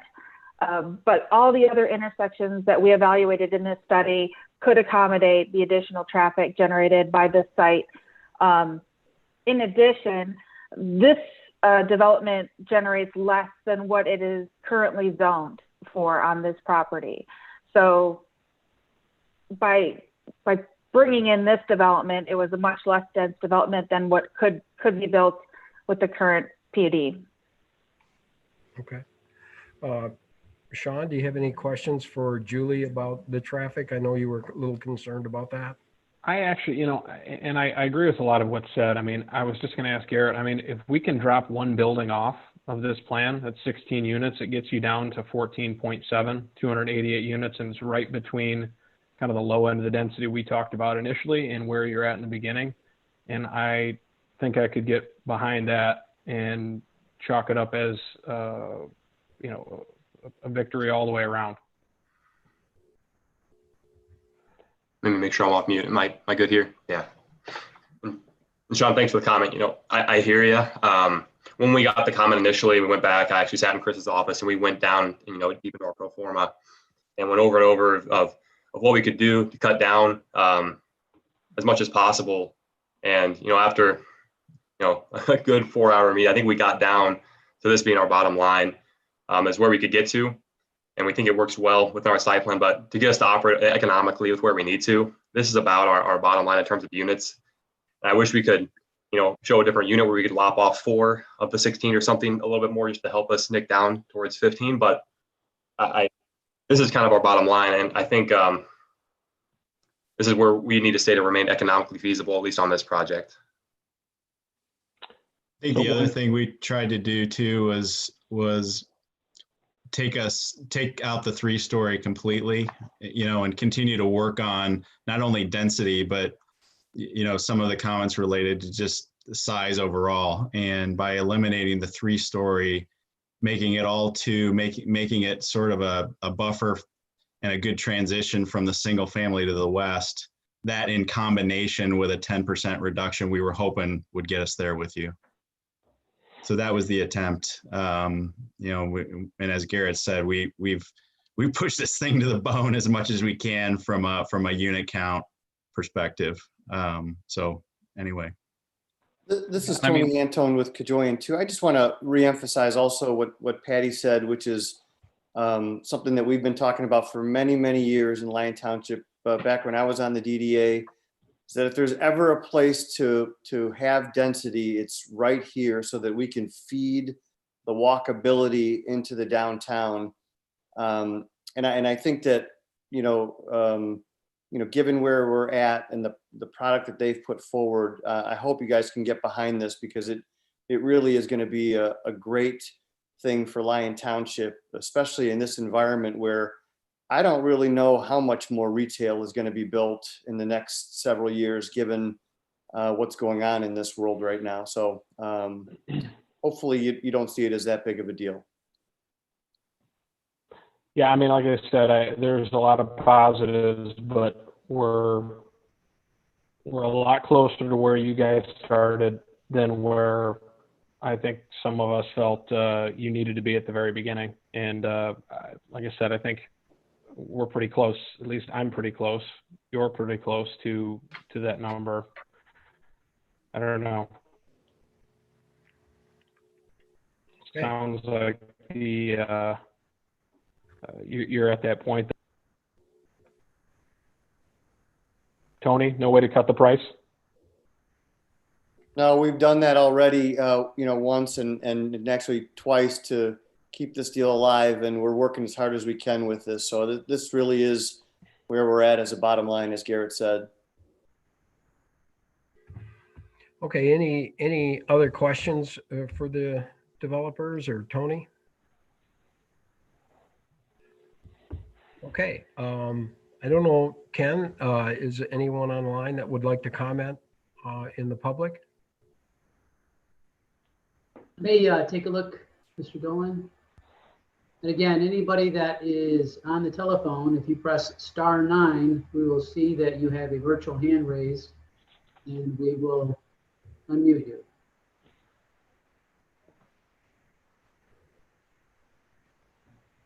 I do not see any residents. I do see Mr. Swain has his hand raised. I did tell Robert he could come on and comment on that. And if All right. it's there, I'd love to come in. Right. So Robert Swain, Parks and Recreation Board. So I just wanted to loop back to the sidewalk connection to the park for a second. And I guess the first little question would be to Leslie to clarify, was Republic opposed to crossing the service drive at all, or that location? Well, definitely that location. And with the grading of the site, that's the best location to have a sidewalk. As you go to the west, there's a very steep retaining wall, and you would not be able to meet the ADA requirements on the northwest part of the site. That gravel drive on Republic's property is an active drive, and they have trucks that are going in there, and they anticipate they will be using that facility for many years to come. So because of those reasons, it's really just not ideal to direct pedestrians to cross there. And she was not in favor of it. Okay, just I went back and I reviewed, and I know the pathway currently extends about 100 feet west of the property line. and they have gated off their entrance to their facility about 300 feet west of the property line. So I didn't know if that additional 200 feet extension could be a way to make that work. There's also a gate in that property between the park/Republic property and the Kajoyan property, but that is about 700 feet west of the eastern property line. And then I was looking back at the drawings that we had done for the design work on the pathway segment we were planning in that quadrant of the park. And it does come out to that that existing gate to the Republic facility, but it is on the north side of the service drive. So again, we'd be dealing with that crossing issue. So I guess from our board's perspective, we were obviously excited and in favor about being able to get more people in there, but also looking at sidewalk connectivity in general in the community, I would like maybe some feedback between the developer and on what they could do and the board on what they would like to see on whether it makes sense to pursue working with Republic to see if there is a way we could make a connection here work, or if there are other places that would be better to focus that on, such as with the getting into the downtown walkability angles of this development. There is an existing sidewalk segment along the south side of what would be just beyond the ZOT development proposal, but it does end before we get to the core downtown area. So wondering if possibly that is another direction we could go, is looking at an extension or augmentation of the streetscape in that area. You know, it's just my opinion, and I don't want to speak for the developer, but it sounds to me like they're willing to do most sidewalks anywhere they possibly can, but I think they're being deterred by Republic. And I think if there was a way, and I'm not talking to them, I'm not putting words in their mouth, but I believe they would do it. I think that's what they had said. Yeah, agreed. I've had a great experience working with the Garrett so far on this. I just am, I guess, looking for the guidance here on what the board would like to see. You know, this is Tony. John, one thing that we could do, if the board is open to it, is we could easily craft an easement into the document that says if Republic ever allowed it in the future, we could have it sort of ready to go or something to that effect. I don't know if that makes any sense, but we could certainly do that. Yeah, I mean, I hear that you guys are really willing to do whatever as far as that pathway. So I don't know what the board would like to see as far as maybe an easement, like you say, for future, if they ever allowed it or what. I'm not sure. Anyone want to speak up on that? Okay, I guess no one's going to speak up on that. So I think it's time for a motion. Would somebody like to make a motion for this, or? I'll make a motion. Patricia Carconi. I'll make a motion to approve AP-19-51 line crossing plan development for the Watermark residential as presented, with the ability to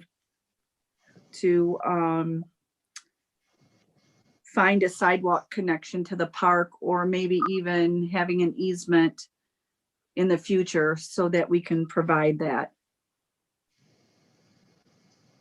Okay, we have a motion. Any support on that? I'll support that. John Hicks. Okay, we have a motion and a support. Kelly, could you please call this by roll? Sure. Lisa Place, I think that was me. yep. Yes. Okay. Patricia Carconi, Yes. Michelle Cash,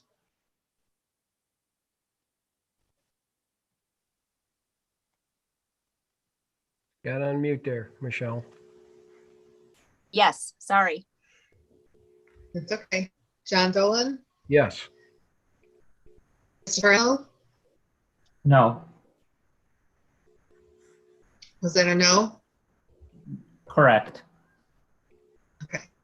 And Sean O'Neill. No. Okay, motion passes. Oh, one more. I'm sorry, John Hicks. Oh, Yes. is that everybody? Yes. Okay, motion passes. Thank you, guys. It's a beautiful project. Thank you all very much. Thank you guys for your time. I appreciate it. Thank you. Thank you. Moving on to Line Crossing Plan Development Amendments, ZAT Auto Preliminary Review, AP 1950.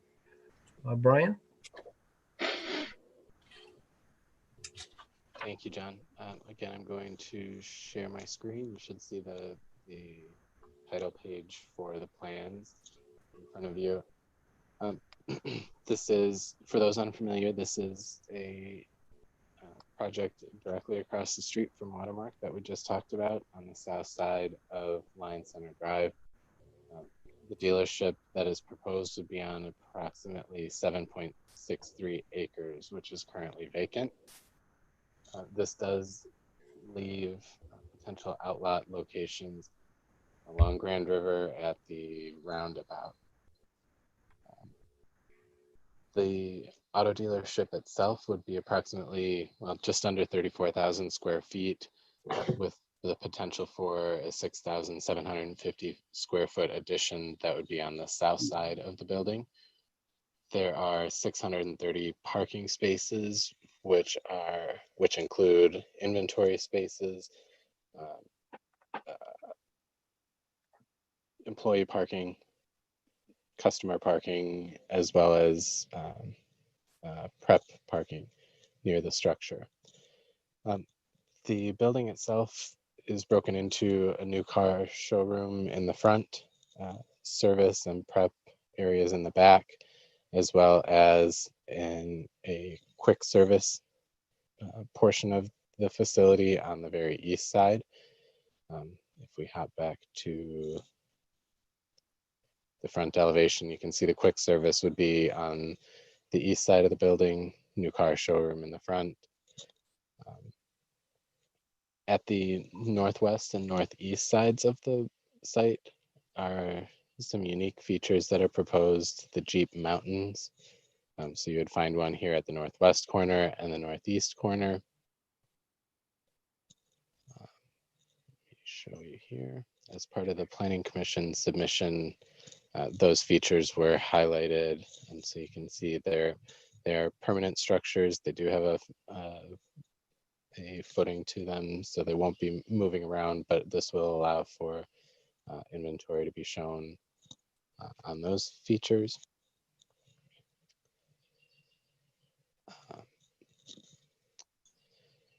For this proposal, there are a couple amendments to the PD agreement that we'll be considering as a board.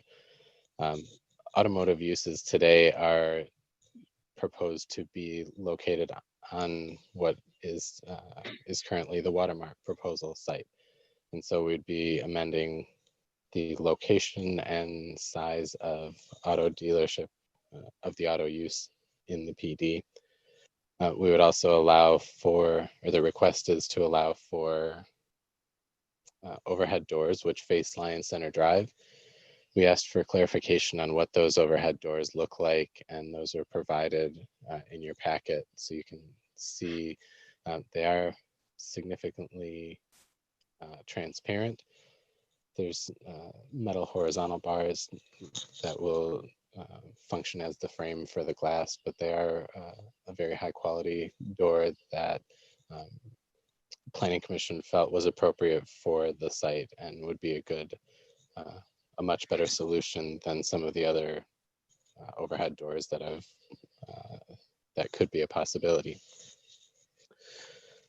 Architectural standards, the modifications that the township needs to consider are the use of metal panels, up to 20% on any single facade.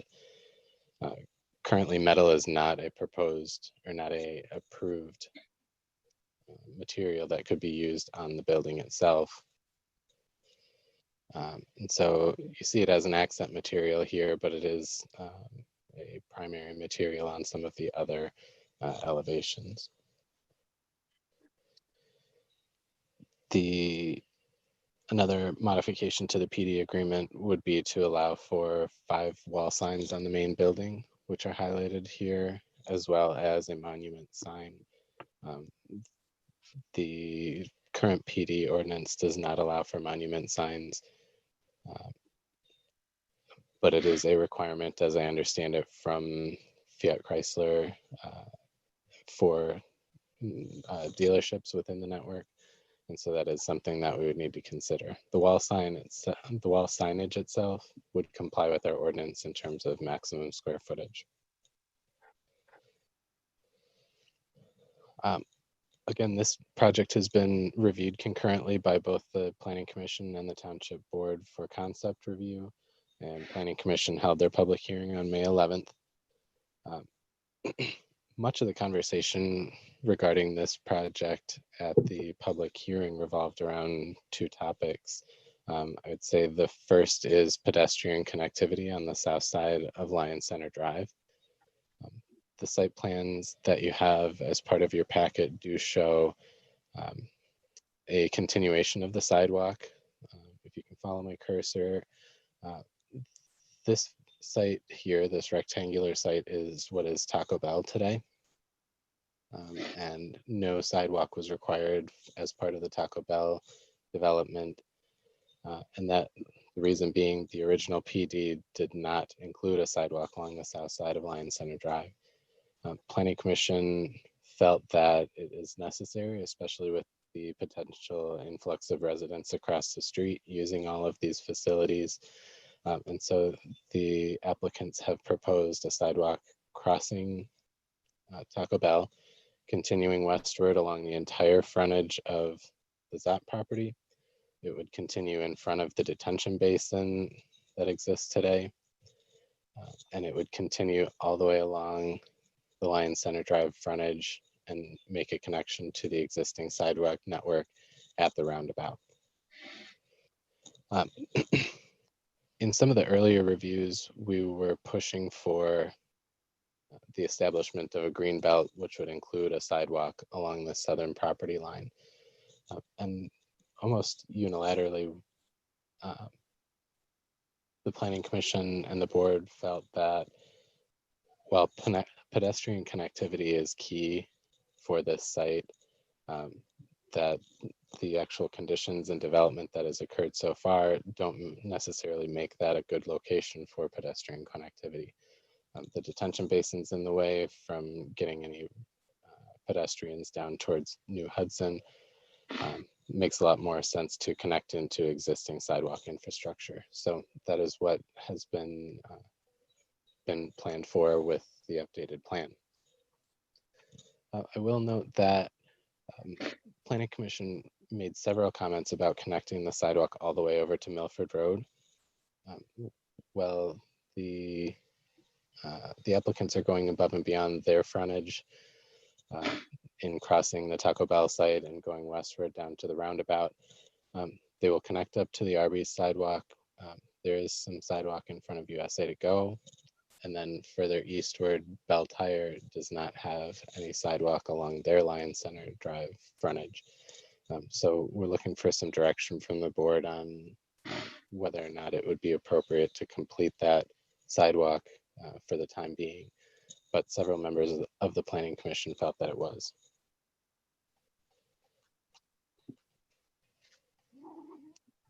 In terms of requirements for preliminary review, the public services, the traffic impact study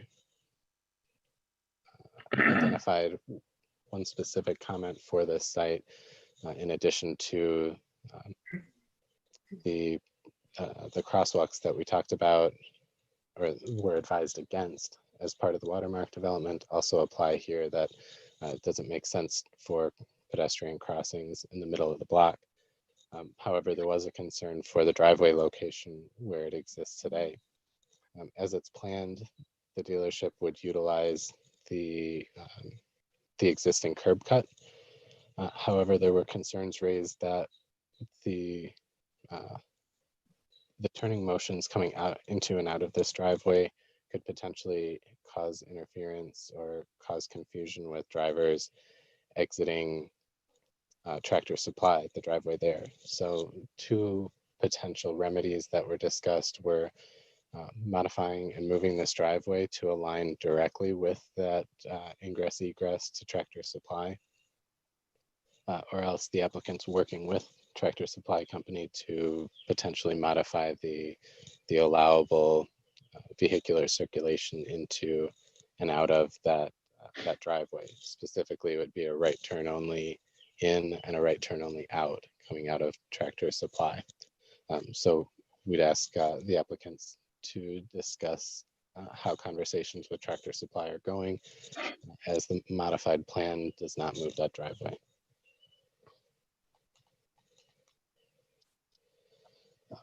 In accordance with the ordinance, there has been a fiscal impact analysis completed and submitted that shows the anticipated real investment of 14 million into the infrastructure on this site, or into the building and parking and all of those elements. The anticipated job total would be 86 for a payroll of just under $5 million annually, as well as anticipated induced impacts that are included, which would include 106 additional jobs, demand for 17 new housing units, and additional property tax totaling $337,000. One of the concerns that we had talked about with the applicants originally was the amount of impervious surface on the lot, and there have been several improvements made to decrease the amount of pervious surface, and now the total impervious surface is about 83%. This is actually, for comparison, slightly less than the Feldman site, which was up around 86% our calculations.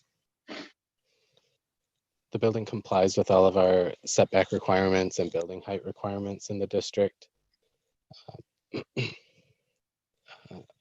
One point of consideration or clarification, the early renderings of the site or of the building also included the rather orange accents that are on the building. And it's been clarified that those are an aluminum composite, kind of a wood grain look for the aluminum composite. So we don't anticipate that they're going to be quite this bright. It'll look more like a bamboo wood on the building itself. This look and aesthetic has not changed significantly from what you saw at concept review. It was well received then and continued to be by the Planning Commission on their preliminary review.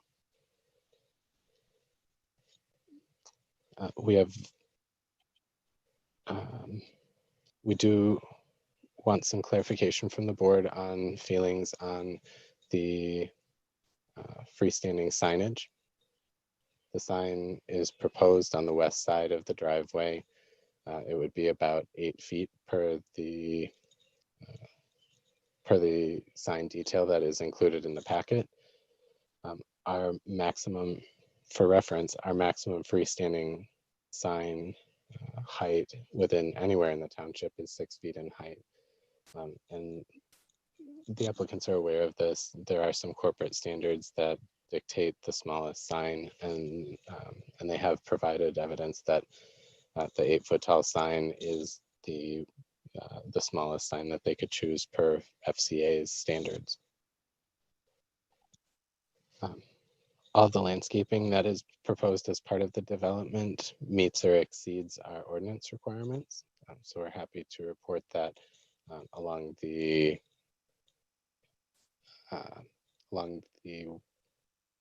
west and south side of the site. Along the west and south side of the site, a significant greenbelt buffer is proposed that will screen vehicles from Line Center Drive. So really the only location you're going to be seeing vehicles is when you get in front of the property itself. You won't see them significantly across the detention basin or from the south side. Based on our review and all of the comments from the Planning Commission, we think there are really only the 3 elements that need significant comments by the Township Board. One would be the continuation of the sidewalk all the way to Milford Road. 2 would be the location of the driveway in relation to Tractor Supply. And then 3 would be the height and design of the freestanding sign along Lion Center Drive. But other than that, all of our concerns have been met. And once the board is satisfied with those, we would recommend approval of the preliminary PD plans. Okay, Brian, thank you. Thanks for that. That was a good presentation. Anyone have any questions for Brian at this time? Okay, Leslie, do you have anything to add?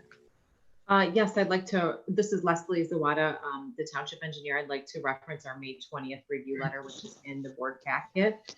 The water main in the area are adequately sized to support the proposed use. The sanitary sewer is available to serve the property. There is one sanitary sewer that would be abandoned as part of this, but it does not serve any other parcels, so it's not a significant item.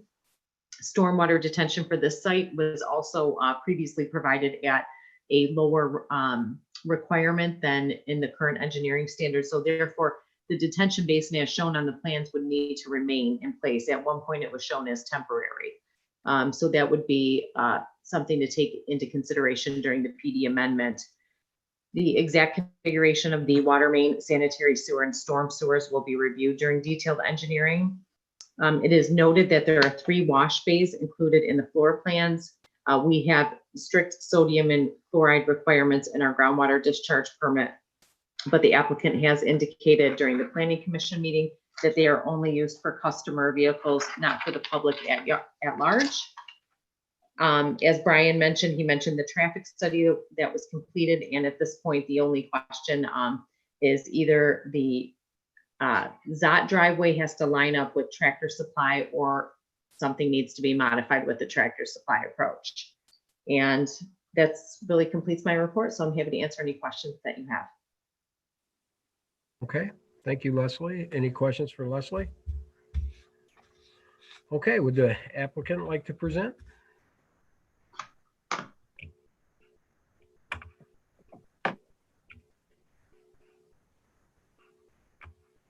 Mr. Dolan, this is David Gasson with Partners in Architecture.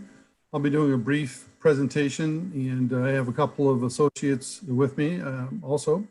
Megan Zablocki, she will join in and she'll say her name when she does, and possibly Scott Sherman.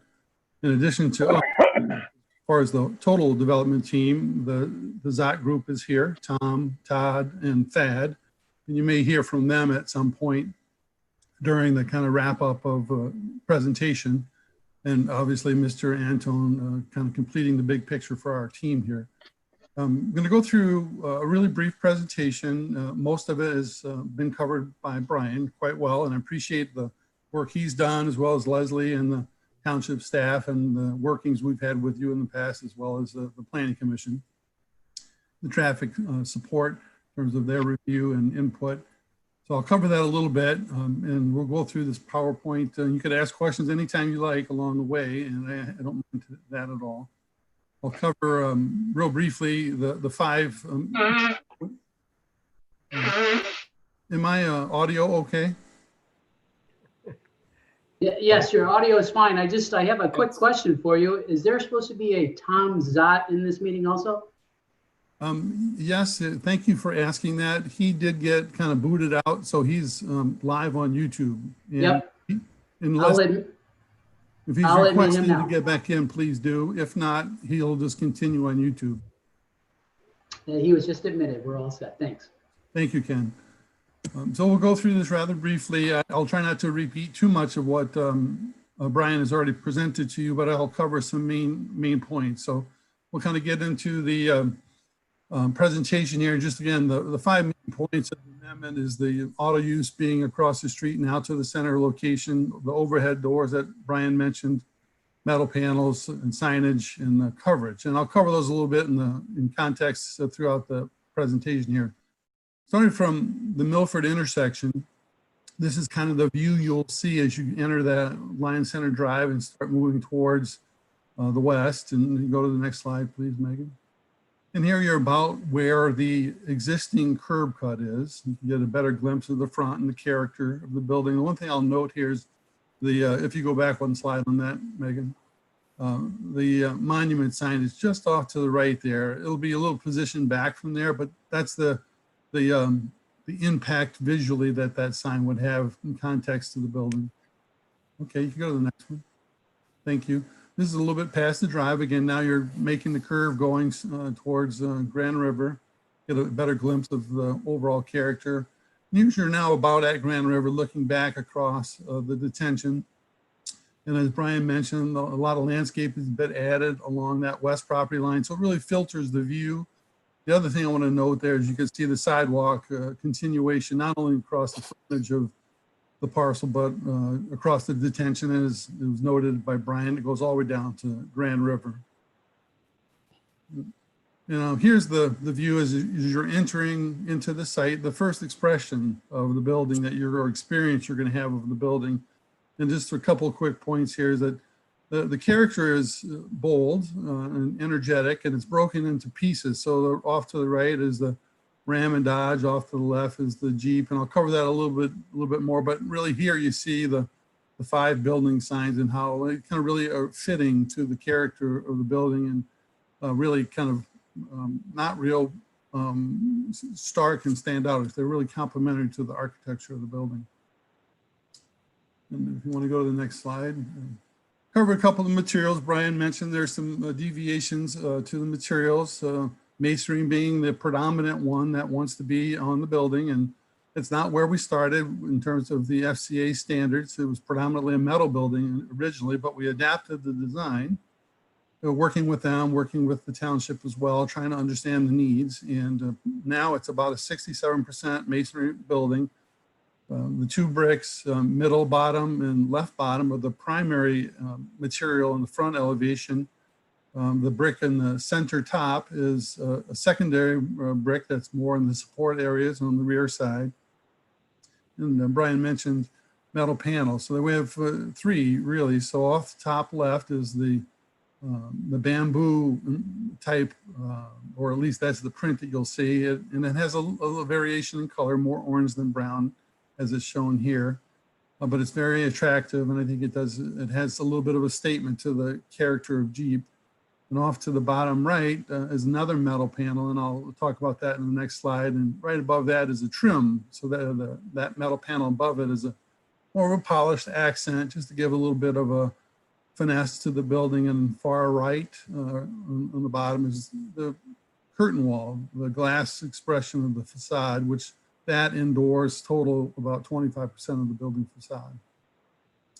We'll cover this a little bit as we look at certain parts of the building. So right on the bottom right is the Jeep, and you can see the Jeep entry, and you see the metal panel that's flanked by the dark gray brick, and it really kind of focuses to the entrance, and that's that bamboo image of the metal panel. So it's a minor amount, but it does get the right kind of attention to the Jeep entry. And in the centerpiece is the arcing arch for metal panel for the entry into the Dodge Ram. And that's the metal panel shown to the bottom left there. So they played their part in overall characterizing the building, that with the brick and the glass of the doors and the windows. Next slide, please. Here you can see again from a different angle where the bricks are. So the light colored brick represents the character for the Dodge and Ram, and the darker brick off to the center and left is the Jeep and the service area. Next slide, please. Here are the overhead doors, which is one of the amendments. So they're fronting onto Lion Center Drive. But you look at them and they're very elegant, somewhat sophisticated, and they really are in harmony with the curtain wall, which is that major part of glass that really gives you that showroom pizzazz that the character of the building is going to want. So this kind of fits in pretty nicely with it. Brian mentioned it's glass and it's got some metal supporting components to it. And so it does have that very transparent look to it. And Megan is going to kind of cover a couple of next points. Perfect. Thank you, David. This is Megan Zablocki with Partners. Can everyone hear me okay? My audio okay? Yes. I think it's good. Okay, perfect. Thank you. So Brian kind of touched on these already here, but we just wanted to clarify there was some concerns about the site work associated with these elements. I mean, we just want to say that they're pre-manufactured units. They're going to be delivered onto the site and then placed onto a concrete slab that's going to be just slightly larger than the display itself. So they're going to be static, but the vehicles themselves may be interchanged from time to time just to highlight different inventory.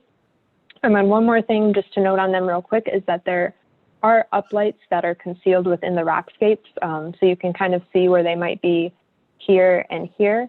And those are going to shine up on the vehicles at night to sort of just highlight their presence at the front of the building and at the front of the site, and then engage passerbys on the street.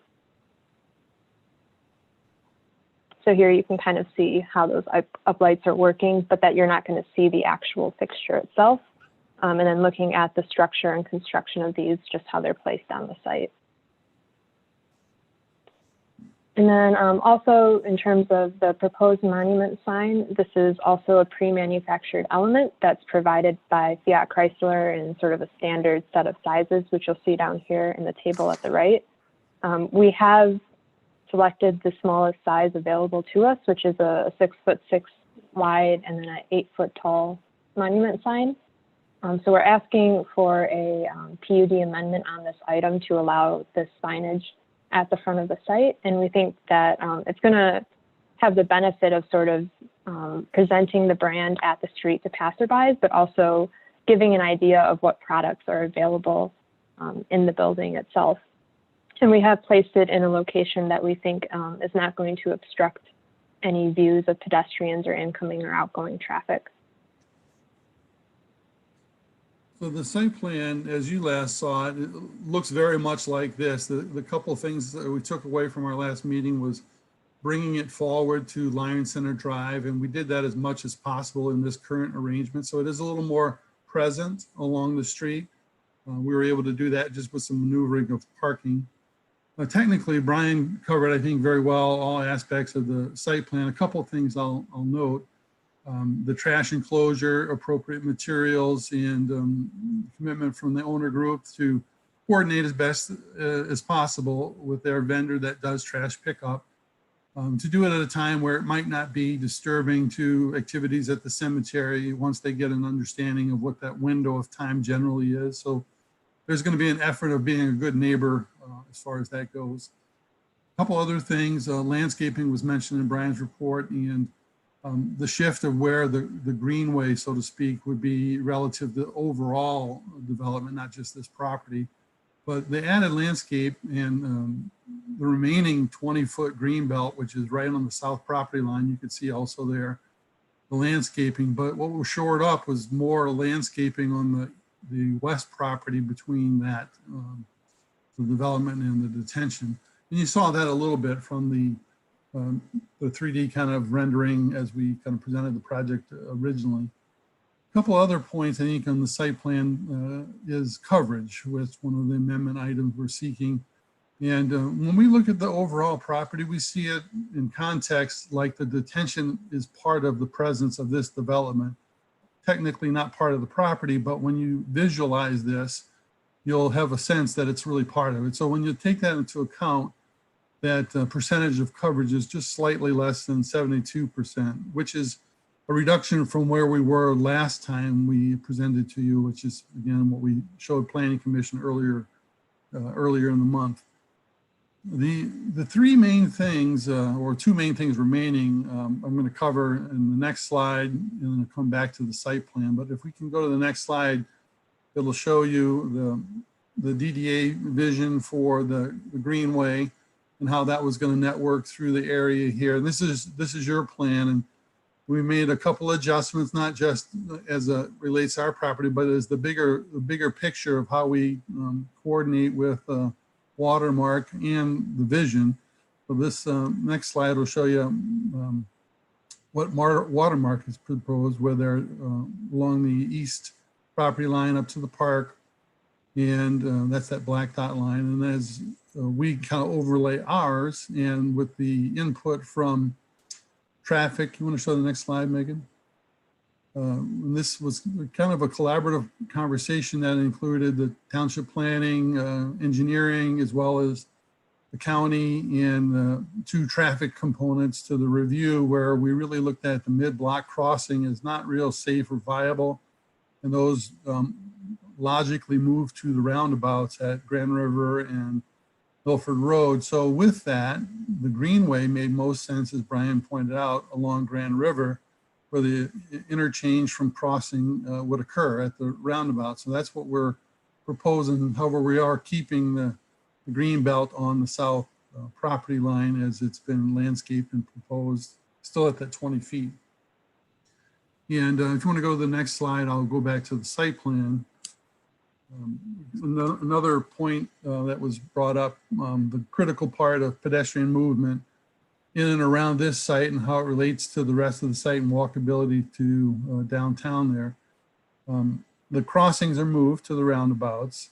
Walkways have been extended from our initial conversation, not just across the front of the frontage of the property, but across the detention and down to Grand River, as Brian pointed out, and filling the gap across Taco Bell, as well as going all the way to Milford, although it may not be clearly indicated. Maybe that's why it wasn't noted in Brian's report. The intention is it goes all the way to Milford, right across Bell Tire. So that is a completion of the full south side of that walkway from both roundabouts in this proposal. And we talked about this at Planning Commission, is that there's a bigger picture, not just what ZOT is planning to do on this property, but is how do we make the whole development, including watermark and what has already been done there, more complete. And that's the reason we kind of moved in that direction, to complete the south side and move that greenway down to Grand River. And that really kind of brings us to the biggest issue that we've come across. And we've met on May 6th in a conference much like this with the township planning and engineering, as well as Oakland County and the two different traffic consultants and ourselves, and try to dissect the issue.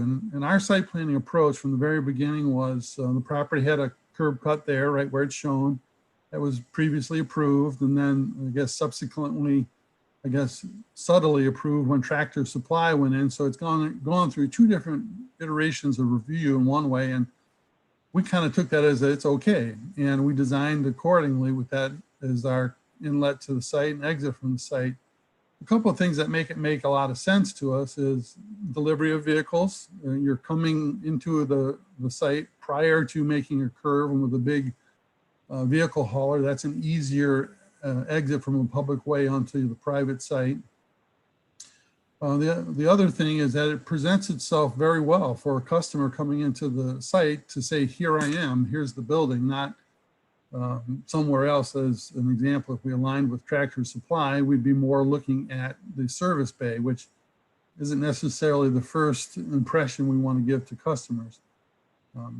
So when we met with the group on May 6th, we determined, I think without any kind of approval, but just by general consensus, that the proximity of this drive relative to where Watermark is on their northernmost drive is about 180 feet, which was acceptable to the group, the two traffic engineers, as well as the county.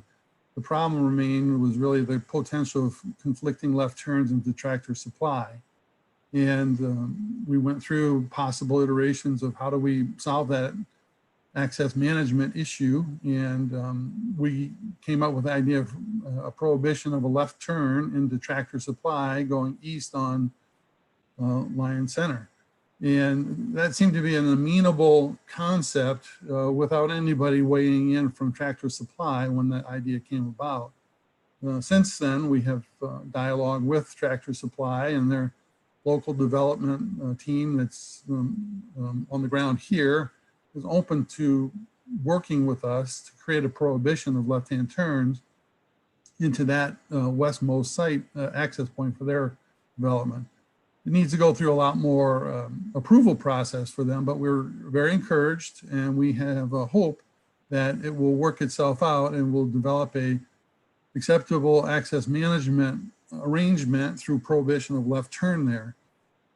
Oakland County's agreed that if we get that in writing and everyone involved understands it's irrevocable, that some future developer can't on that site change that, they would be willing to approve it.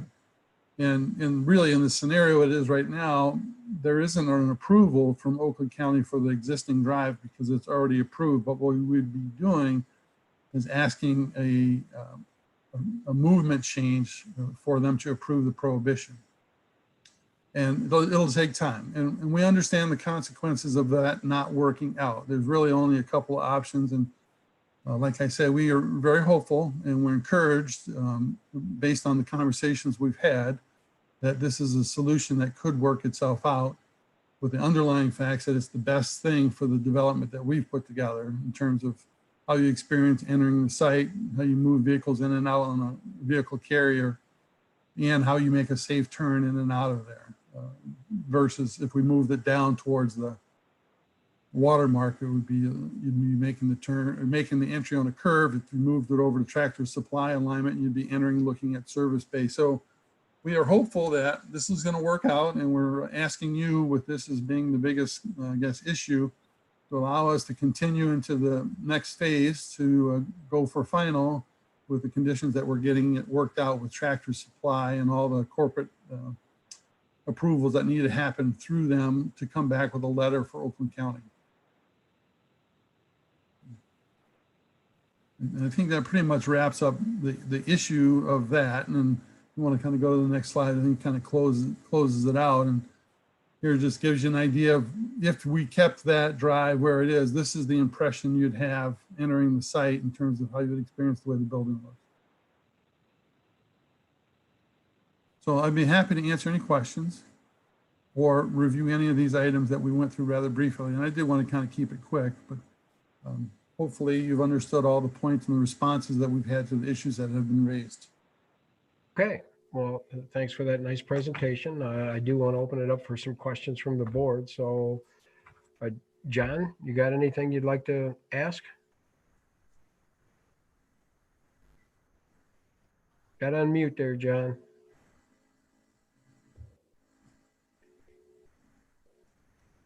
No, I like the design. I wish I would like to see something worked out with the entrance, though. I understand what they want to see, but I think that needs a little more work, and they are doing that. But I'd like to see it something other than just an agreement, something that wouldn't stop it. But I know they're going to deal with the signage and all that, and I think it does look good. I think it complements a building, so I have no problems there. And I appreciate the fact that they're taking care of the retention area and the sidewalk all the way to the Milford Road is a really big thing in my book. And I guess that concludes what I have to say. Okay, thank you. Lisa, got anything you'd like to add? I think that the dealership looks, I mean, it's a beautiful building. I think it's a needed item within our community. I am just completely unhappy with its location, and there's very little that I can say that regarding this particular location. So as much as I like the Jeep dealership and as much as I like the building and the look of everything and everything that's been presented, I think that it is in the wrong place. Okay. Sean, you want to add anything? So I had a couple questions. So we've got the three issues that Brian kind of summarized: the sidewalk to Milford Road, to the applicant. Is that something that you would be willing to do? Yes, the plan that we've presented tonight includes that sidewalk from Milford down to Grand River complete. I just want to make sure for the record. Okay. Yes. The driveway location, are you talking about signage that prohibits left turns out, into and out of that driveway? Or are you going to actually talk about traffic control devices? Are you physically going to put something like a pork chop in that driveway? How far does the road commission want you to go with that? Signage prohibition is the technique that we've talked about. And until we present something to them, they're not going to do much more of a review than they have. They've been pretty gracious to work with us and help us understand what they would approve and what they'd like to see. When you say they, you're talking about the road commission or Tractor Supply? The road commission is who we've been talking with regarding that. It's their Right. representative. Yeah. Okay. Signage doesn't usually work. People complain that it doesn't work and people turn there anyway. And I just don't know, there are some other measures that can be taken to, really control the traffic so we don't have a safety issue. If we don't do it now, then we're never going to be able to do it. So I think we really need to look at that. I don't mind the 3 bay doors facing the road. What's the distance from those 3 bay doors to Line Center? I mean, it's significant, but it's hard for me to scale. It's over 200 feet. And I think you'll probably get a real answer from either Megan or Scott will have a measurement and they'll maybe let us know. Yeah, while they look at it, I'll just simply say, I think it just sort of blends in with the front of the building. And, I don't think it looks bad. It's set back, and so it's not prominent, but anyone who's there looking for service can find service, which helps with site circulation. I initially didn't think that I would prefer this here. I thought I would like it across the street, but again, we heard from the residents and they prefer, because of the concern with this being, we talked about walkability, but at the same time, when we talked about this, and I think Tony brought this up, we talked about the depth of this parcel and how, unless a bigger user was to come in, it was really tough to envision much retail here. And I don't disagree with that. This isn't necessarily a great traditional retail spot, but I do think on the south side of this site, there's an opportunity for some, other smaller users. I have to say though, on the south side, I'm good with the west side with the landscaping. The south side seems to me to not be heavily landscaped enough. So I would definitely want to see more landscaping. It shows a future connection to the south. Are we really, and I guess I'm asking township engineer and planner, are we really trying to encourage a future connection to those smaller lots to the south? Because I think that seems like a real bad idea. I'm usually all for connectivity, but this is not going to be similar traffic. I just don't see a need to have a connection point there. But either way, it should be landscape. We can cut trees down. It could be 20 years. So I would like to see that more heavily landscaped on the south side. Create, that's not the nice side of the site. That's like the worst side of the site. Nobody wants to see that side of the site. The sign, I initially had an issue with it. I'm still not sure. I don't know that it's going to be, I think it'll be something that probably gets kind of lost in everything that's going on. I like, between the way the building looks and the way, some of the displays are, I think if we can maybe landscape around it, so it's not obviously hidden, but it's not as prominent, then maybe everybody can be happy. I don't know. I don't have an issue with the metal on the facade. I think it's a pretty good mix. I think that's all I have at the moment. Scott Sherman here. Can you hear me? Yes. 224 feet from the service lane to the Lion Center Drive. 224. Thank you. And I guess I'll ask you guys, what do you think about landscaping on the south side? You can certainly allocate more there and maybe distribute it differently to get a more visual buffer there for sure. Yeah, I mean, on the west side, there's the benefit of the basin that's already landscaped and is already set back off the road. So Yeah, actually what was on the south side was denser than it is now. And we moved some of it to the west as a response to a previous comment. But I mean, that's why this process is the way it is, so we can get a bigger picture as we move forward. So moving some of what was on the west back to the south makes total sense, especially since we're putting the Greenway path on Grand River versus potentially on this southern border, which is really now just a green belt. right, and I would actually say that we're not taking from the west. I would say we're adding to the south. That would be my thought. Got it. Thank you for the clarification. And I want to, since we're not all in a room together, I head nods and expressions I can't necessarily pick up, and I can't see everybody right now. But I mean, is that something that you'll agree to do before final? Yes, we'll look at how we incorporate more versus move. Okay, and then just the one last thing, going back to the driveway. I guess I'd like to have a concrete plan, because again, I initially, this is a big issue, and if we send you ahead to final in this process and then it doesn't get worked out, I consider there could be a serious setback for the project and a redesign. So I don't know, I'm sort of uncomfortable with that. I'd like to get, I know you don't have an answer tonight, but I mean, my initial thought was we table this and try to get an answer, so we're not just kind of throwing darts at this. I totally understand that and respect that approach.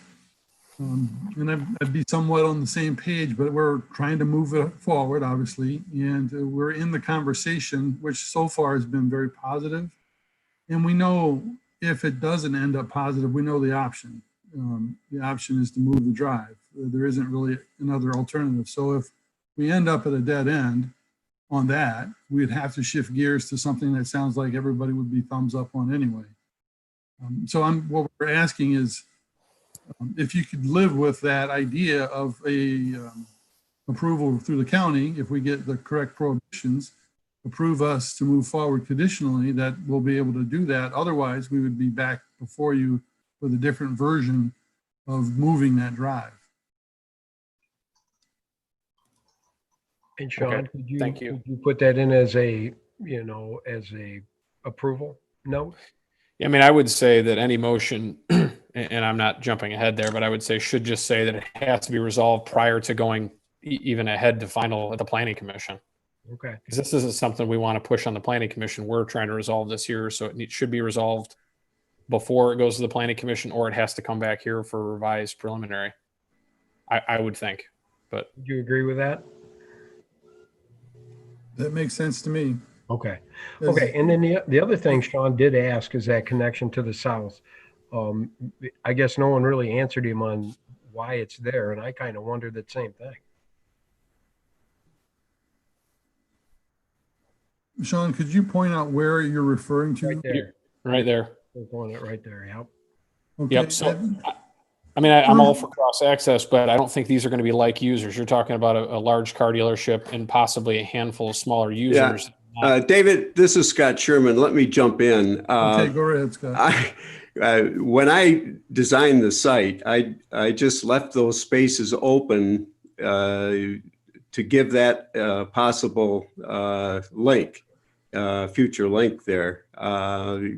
It's not a big deal to me, and I don't think it's going to be a problem for the Zots either to eliminate that future link. It was just a thought I had at the time, and if you object to it, I don't see that it's going to be a problem to fill that in with some parking spaces. And maybe leaving it as a placeholder for now and having a cross-access easement in the event that we do want to make a connection. I don't want to say never, but it just seems unlikely that we'd want to. But I guess if it's just left like that, but then we fully landscape across it and show it as a possible future connection, maybe it leaves the door open. I would want to fill that in. It looks like it's left open to be connected in more of the short term. And I just like to see it completely landscaped down the entire south side, even across, again, we can cut some trees down if the connection ever needed to be made, but I don't see that that's a problem. So we'll leave it open and just not plan for it. Like plan for an immediate connection or anything, and then landscape it. That's correct. Okay. Okay, sounds good. Thanks, Sean. Chris, you got anything out there? Yeah, this is Chris Enlow, trustee. I guess my biggest disappointment was the Greenway concept that is, that we put together years ago for this. And going through this presentation that you gave, I see that you're trying to, reroute it and connecting some off-site sidewalks. It makes me feel a little better, but it is disappointing to know that that vision isn't going to come to fruition that we had set up. And obviously with the watermark project as well. So I guess this is probably the best alternative to that, to try and get some pedestrian connectivity. So I'm warming up to it. One of the main things that you did show that I had concern about was the overhead doors facing Line Center Drive. What you've proposed in terms of making them more appealing is good. I mean, they're kind of see-through, so I just would assume that whatever's inside is also pretty, neat and tidy in there as well. Because, there's another area in the township where we have doors facing a main road, and it isn't as nice as these doors. So I think you're being kind. And they're also about the same distance away. They're a little over 200 feet away from the road. So, but I think these are a little more aesthetically pleasing. I have no issue with the metal facade that Brian had mentioned. The additional signage for the building as well, the monument sign. I guess it's hard for me to say no to that, given we have a township sign that is 16 feet tall, just around the corner from you. So 8 feet is probably, I don't think I can say no to that. The hard surface requirements, one that I don't know if that can be achieved. 75% is the max, and I think you said you were about 82%. Was there any thought to perhaps doing any type of porous asphalt or pavers or anything there to kind of soften the sea of asphalt look that's going to be out there?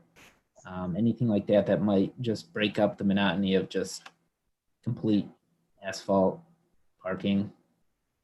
We did at one point early in the process look at that. It does have a visual effect, unless it's the grass growing through it, but porous asphalt kind of looks like asphalt nonetheless.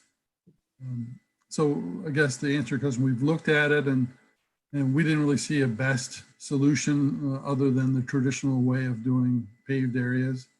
And, we looked at it as if the underlying zoning for this site would probably cover more than what we're doing. Not that that's a good answer to can we do less, but I think in a big box situation, it would have been more coverage than what we're showing now. And we really do, I think the reality is that the perception, and if that's really part of it, it's not the whole thing, but the perception is it a sea of parking or a sea of asphalt? The detention pond does give some relief to that. I know it's not part of the same parcel, but in context, it feels like it is. So we're counting on that as to be a softening effect. I know your design team likes to include the detention pond in there. It softens the whole site plan. So well, yes. In reality, that's what we're trying to do. And it's not just a word. We're trying to make it more palatable, right? And I guess I'm kind of echoing Trustee O'Neill on the left turn lane too. Signs they do a little, but people will just disobey them. We have a similar situation just around the corner at Bell Tire on Milford Road, where we have prohibited left turns and actually have the little, I think Sean referred to them as pork chop islands in the center. People still make the illegal turns there, but not as often as if it were just a sign. So, ideally, it's the road commission's call on it. It's the road, but I would like to see something a little more than just signs there to prohibit it, because we'll be the first ones, all of us on this board, to get the calls once when this comes in and there starts to be left turn conflict. So anything you can do with the road commission, with Tractor Supply, I definitely push for that, because it's going to be, I don't know, it's the biggest challenge that's left on this one, I would say. Okay. That's all I have. Are you good, Chris? Yes, all set. Okay. Patty, anything? I really like the dealership. I think it's going to be really good for our community. And I think that we all forget that this property, both sides, the east and the west side, have been sitting for 20 years. I mean, we had always planned that it would be big box stores. And I think they're two really good quality developments. Can you tell me how much this dealership is going to invest into the township? What is this cost going to be? One of the Zots want to answer that question, or? I mean, I think we're somewhere around 14 million. Okay, that's excellent. We actually, Chris, I know you talked about the green belt, but we actually thought that it wouldn't be exactly what we wanted at the planning commission. And, but we really wanted the sidewalks, and they stepped right to the plate for that. I agree with the driveway location, but I don't want to hold up a development if there is another alternative. If they can't do this, they have to do that. And I think I'm fine with that, to let them move forward with a condition. I have no problem with the extra landscaping to the south. But remember, those are going to be the backs to other stores that we're hoping are going to come. Restaurants, whatever Tony can sell that for. Let's see. I really like the doors. I thought they did their job, and I think they actually, I like the metal facade.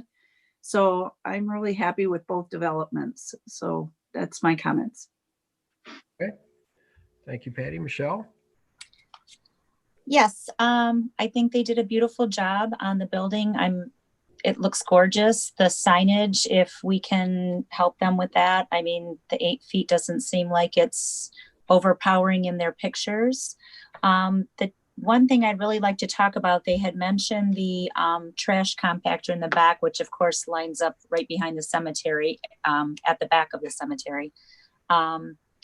So I was just wondering what he was talking about being respectful for when they empty that. I don't really know any garbage service that gives you a time frame when they come. So I guess, most funerals tend to be mid-morning, early afternoon, but that's not always the case. It just really depends on what the family set up. So I guess we'll just have to take that into account. Also, another big thing for me, is still, I know that they had talked about this in the conceptual, is really the lights and the noise, like the PA system, because the lights might really, I know once buildings come in front of them on Grand River, because you've got Homedale and Rondeau over there, where there are houses right there on Grand River, and there are families living there. So I'm just wondering, how is the lighting really going to play out? Is it going to be fully lit? I know across the way off of 96, I'm pretty sure Feldman is like super lit up, but it is all actually commercial over there. So no one is, having lights shining in their home. Plus they're off the expressway, so that gives them more exposure to keep it lit, and probably for safety. But we're talking now, you've got homes across the street that will be coming in. You've got homes on Grand River, homes through the roundabout. So I guess the lighting is still something that I'm having issues with, I guess, until we really see it. If it can really be, turn down at night. And then the noise from the PA system during the day with whether they're open from 9 to 9 or 9 to 10, you know, people sit outside in the summertime, you know, are we going to be hearing them calling for, you know, car service or pickup or, you know, I don't know what they call for, but it just seems like that will play into the neighbors. And then again, you know, of course, the cemetery having that when there are things going on there. So I didn't know if they could address the PA system again or how they'll handle that. Great questions, Michelle. I think Thad has a response to how they operate their business on those two fronts. So if you could take that answer there, Thad, that'd be great.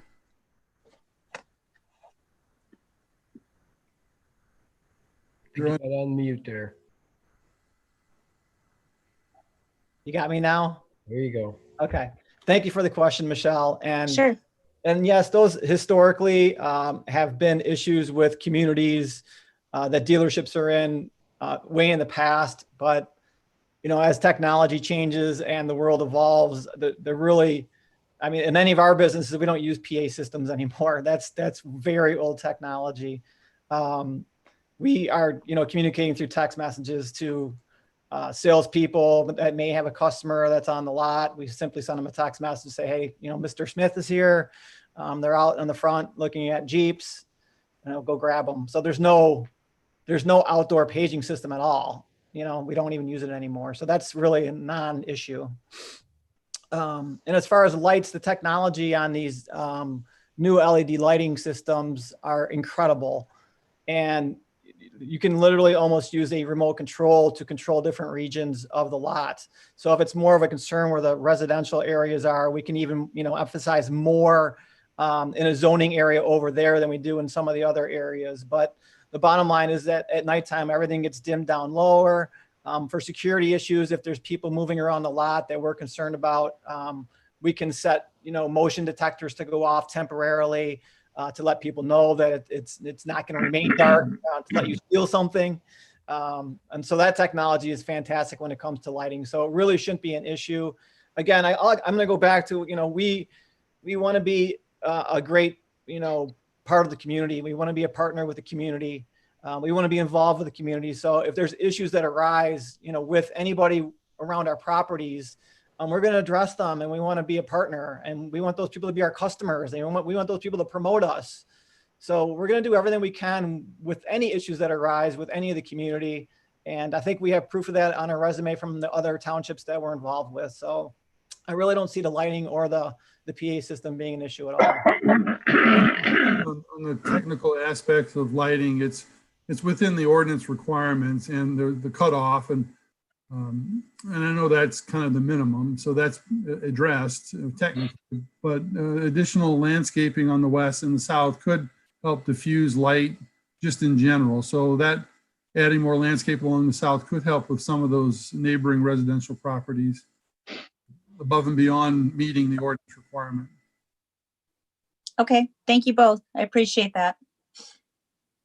Okay, so now we're down. I'll just let you know that I really think the store looks magnificent, and you know the area was set aside for a big box store, and we hear this over and over. And the normal big box store like a Target, who I think at one time was going to go in on the other side of the road, or Walmart that's on the other side. To me, this store is so much more presentable and architectural pleasing that I think it may not be a place for a dealership where people think, but I really do think it is a good place for it. And as far as the traffic, I think there's less traffic coming out of a dealership than there would be out of a big box store where they're constantly coming and going.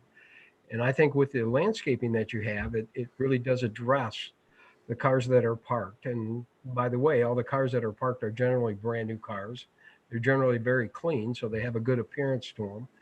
I think the Jeep Mountain is very cool. I like the idea of running the sidewalk from Milford Road to the roundabout. I think that's a big plus. I like the landscaping. That's great.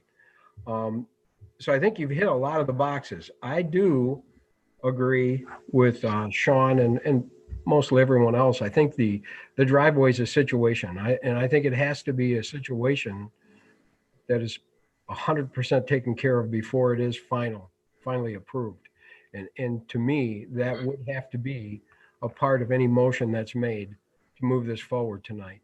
And other than that, the sign, I have no problems with the signs. I'm a big sign person. I think signs do justice for business. I know a lot of people don't, but that's a pretty pleasing sign, and I think it'll do well there. So my biggest hang up is that driveway, and I do think that needs to be addressed. So that being said, I think that we could go ahead. Everyone has made their comments. I'd like to, Ken, I don't know if there's anybody in the public that would like to chime in. I would appreciate them if they would. They could do that now. Sure. And again, to any of the callers, press *9 on your phone, and we will see your virtual hand raised, and unmute your audio if you have any comments. John, I'm sorry to interrupt, but while Ken is looking at callers, this is Brian Kesey, I'm sorry. I've got one more element to go over, and I don't know where the best place to put it is, so I'm hoping to interject it here. Tony brought up a question about modifying some of the PD signage, the line crossing signage at the corner of Milford and Lion Center Drive. There's the existing sign at the southwest corner. And Megan, if you wouldn't mind stopping sharing your screen. Thank you. Just real quick, we don't have any other virtual hands raised at this point. Okay, thank you, Ken. Mm-hmm. Go ahead, Brian. Okay, so I shared the wrong screen, I'm sorry.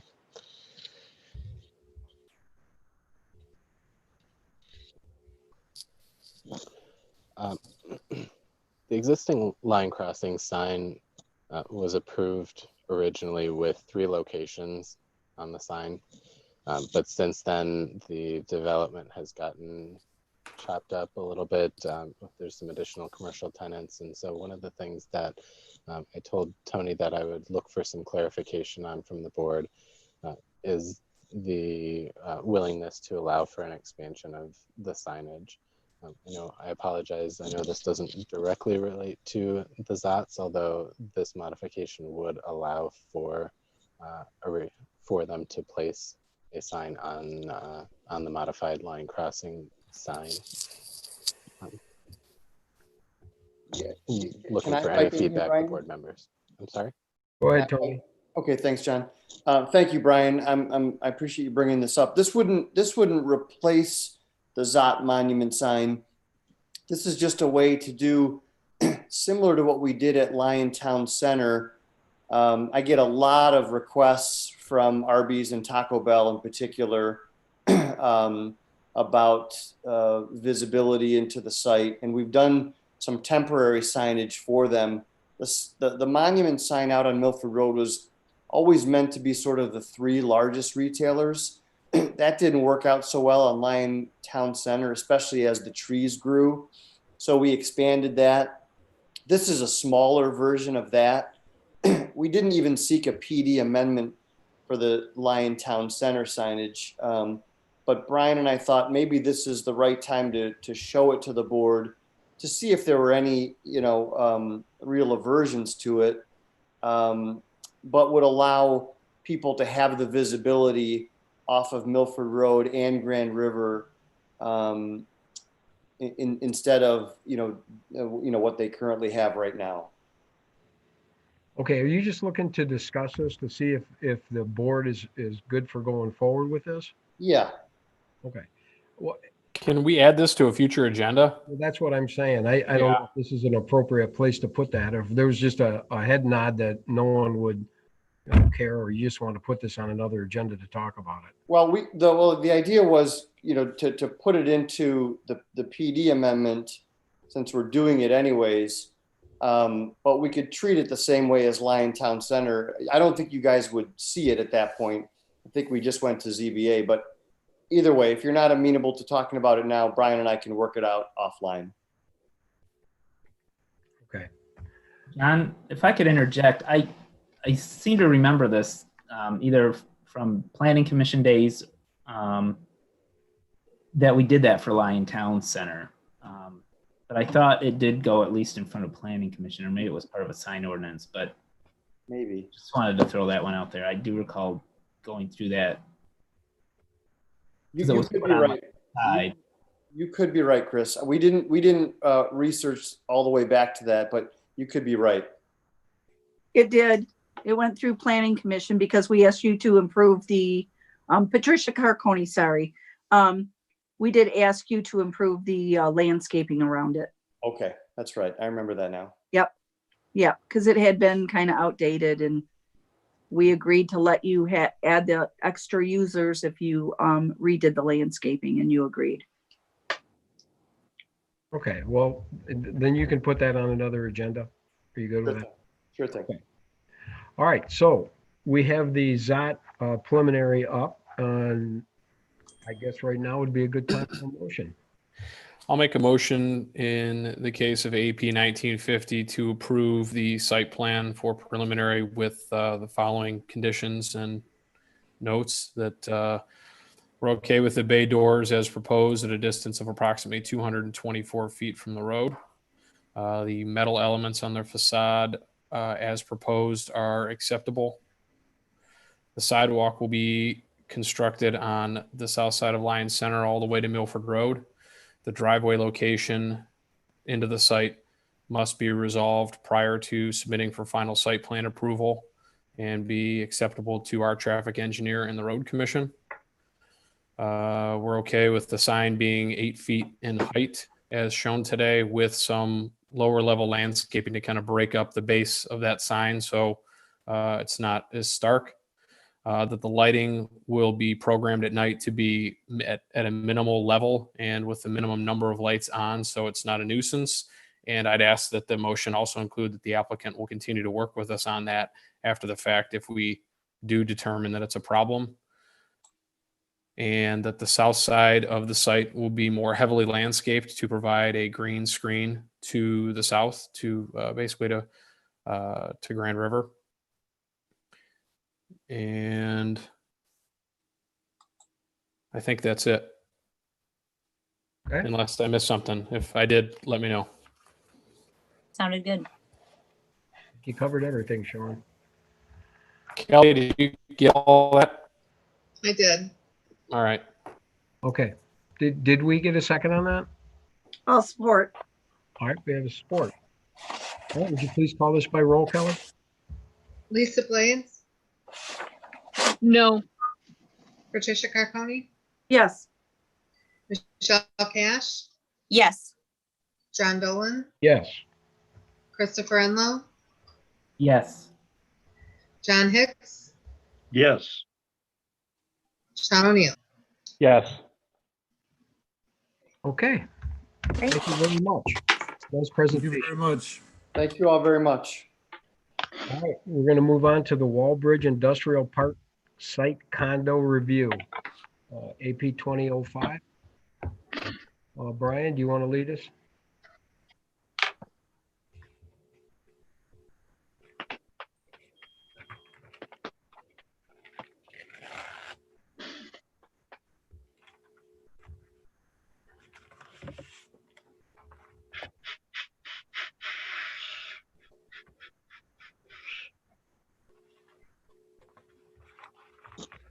Sorry about that.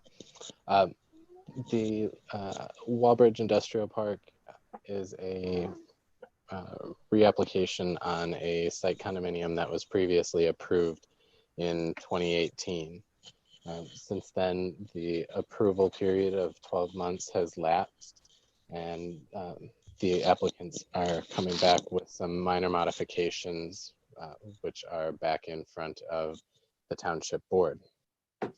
The site itself, as a quick refresher, is a 95-acre parcel on the east side of South Hill Road, south of Grand River. Directly to the north is Magna International.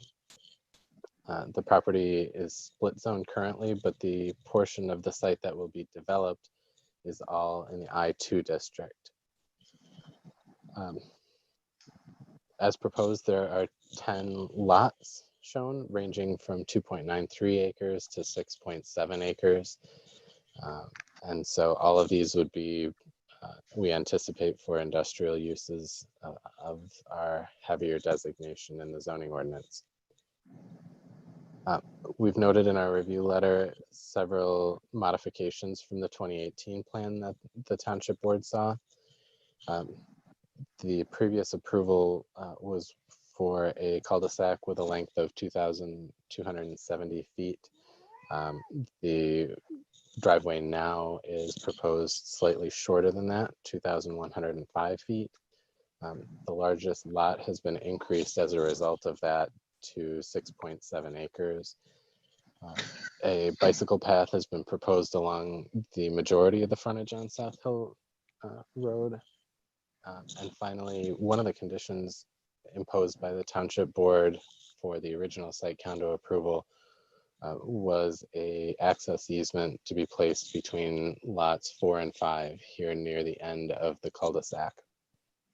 The applicant has proposed not to include that easement and forego any connection to Grand River Avenue in the future. During that approval process, I mentioned the Township Board granted waivers for the development, one for the cul-de-sac length and another for lots 6 and 7, which included some wetlands within their boundaries.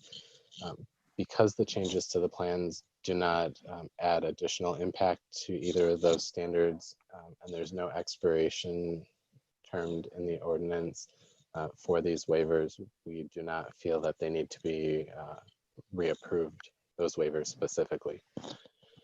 We do wish to comment that from a planning perspective, we don't see the access easement to the north as a prudent requirement for this development.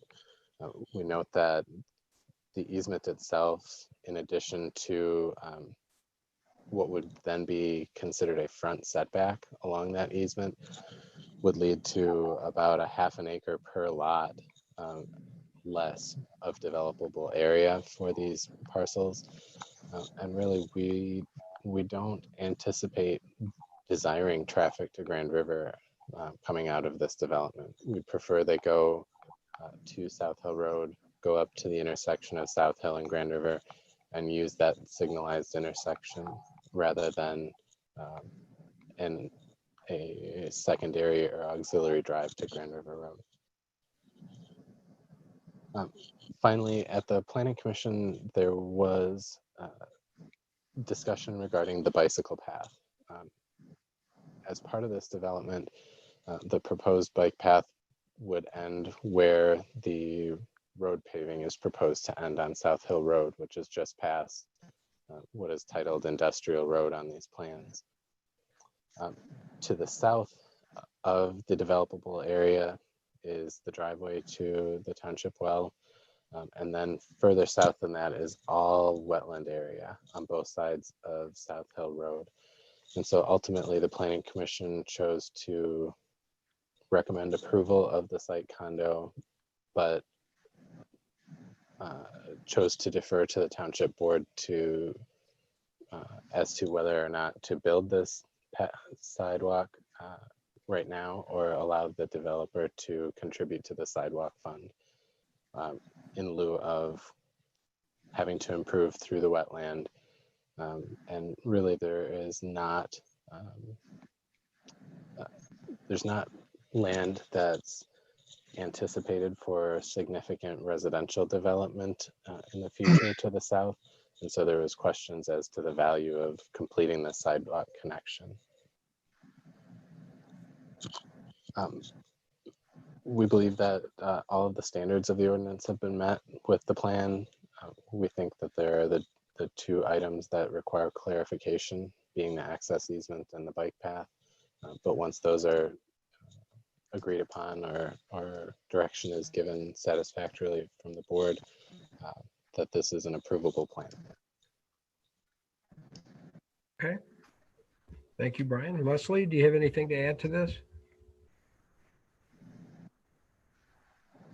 Sorry about that. Yes, I'd just like to reference our May 20th review letter. Brian covered many of the items that we've also noted in our letter.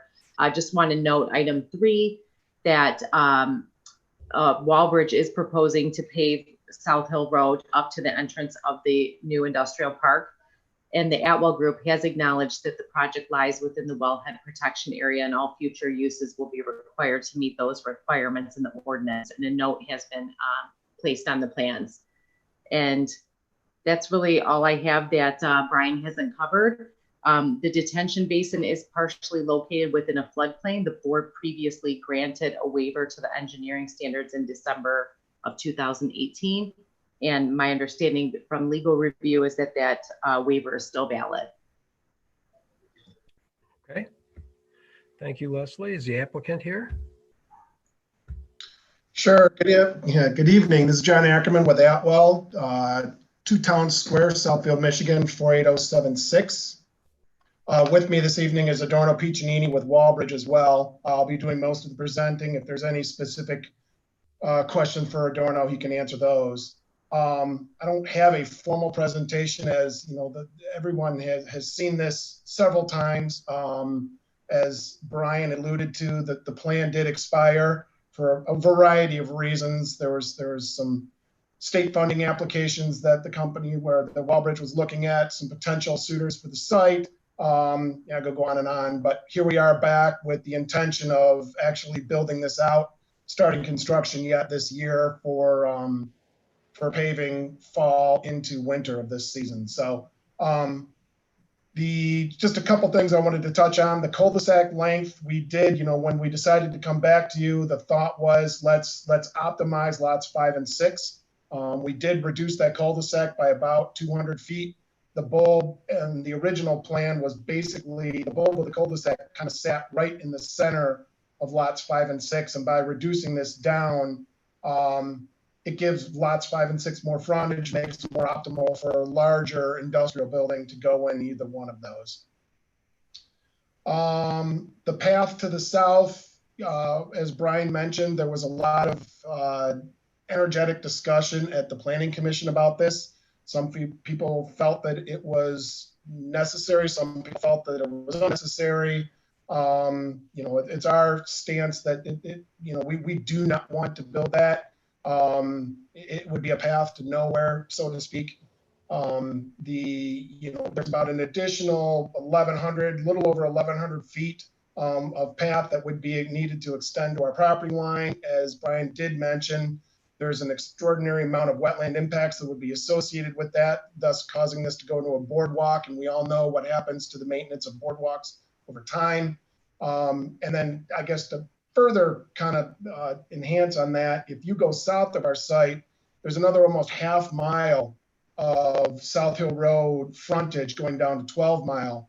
And to extend it further down to 12 Mile, if you look at an aerial, you can see there's extensive more wetland impacts all the way down. So it's a very inefficient, expensive path to build. Majority of the path, we're showing a proposed crossing the South Hill Drain down to our entrance. We feel that's satisfactory. I can get into the easement as well as we discussed that. I know Brian touched on that. If you look, I know when the last time we spoke, the thought was we would just grant an easement on our property, knowing that the road is never going to get built north. You have to cross South Hill Drain and blow through another significant wetland, state regulated wetland complex to get up to the Grand River. The intent, we want all of our future tenants to utilize them. And South Hill Road was just improved. There's an signalized intersection at Grand River now. We want all of our traffic to go out that direction. It'll be safer for everybody. With that being said, I'm here to answer any questions that you all may have. Okay. Thank you, John. Well, let's go ahead and start getting a discussion going. Lisa, do you want to start it off?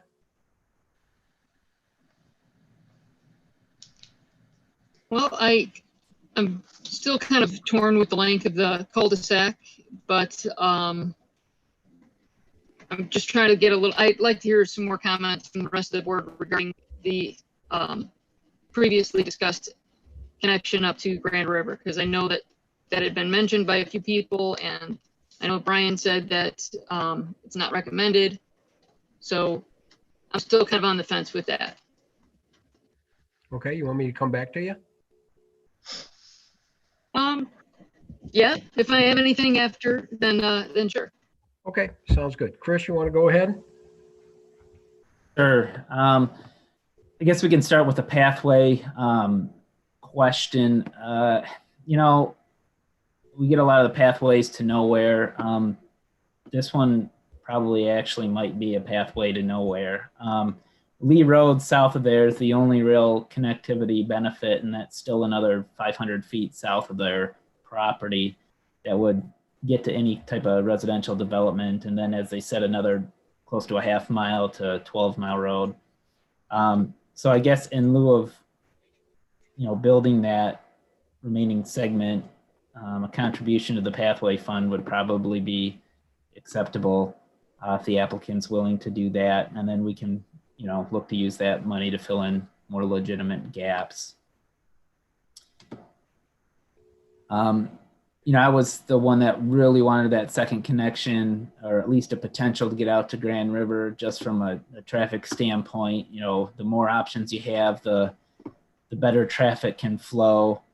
And I am looking also at the, you know, the International Fire Code that we've adopted that requires two separate fire apparatus access roads to industrial buildings that exceed 62,000 square feet in nature. And while there's no buildings associated with this, you know, it would seem that you've got plenty of opportunity to hit that mark. So again, you know, that's kind of a fire marshal, fire department thing if they're willing to bend on the 2015 IFC. That's kind of my concern as well. So, and as Brian mentioned, the remaining variances that were previously approved in 2018, I guess, remain as is. So those are my comments. Okay, thank you, Chris. Sean, you want to add anything? Sure. I'd agree with Chris on the pathway. I mean, we've got a lot of sections that are missing that we could use. I mean, it's not going to be cheap for them to contribute when you factor in that it's going to be a boardwalk. So it is a maintenance issue going forward. It's not going to connect anywhere. It is indeed a pathway to nowhere. So I'd rather get that estimate worked out with Leslie and put that to good work in a couple different spots around the township where we can make meaningful impact. I previously was supportive of the easement going north of Grand River too.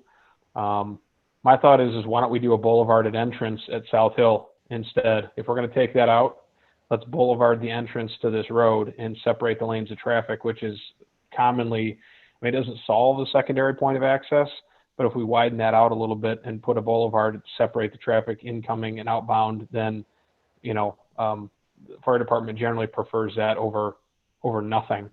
So I would throw that out there as an option.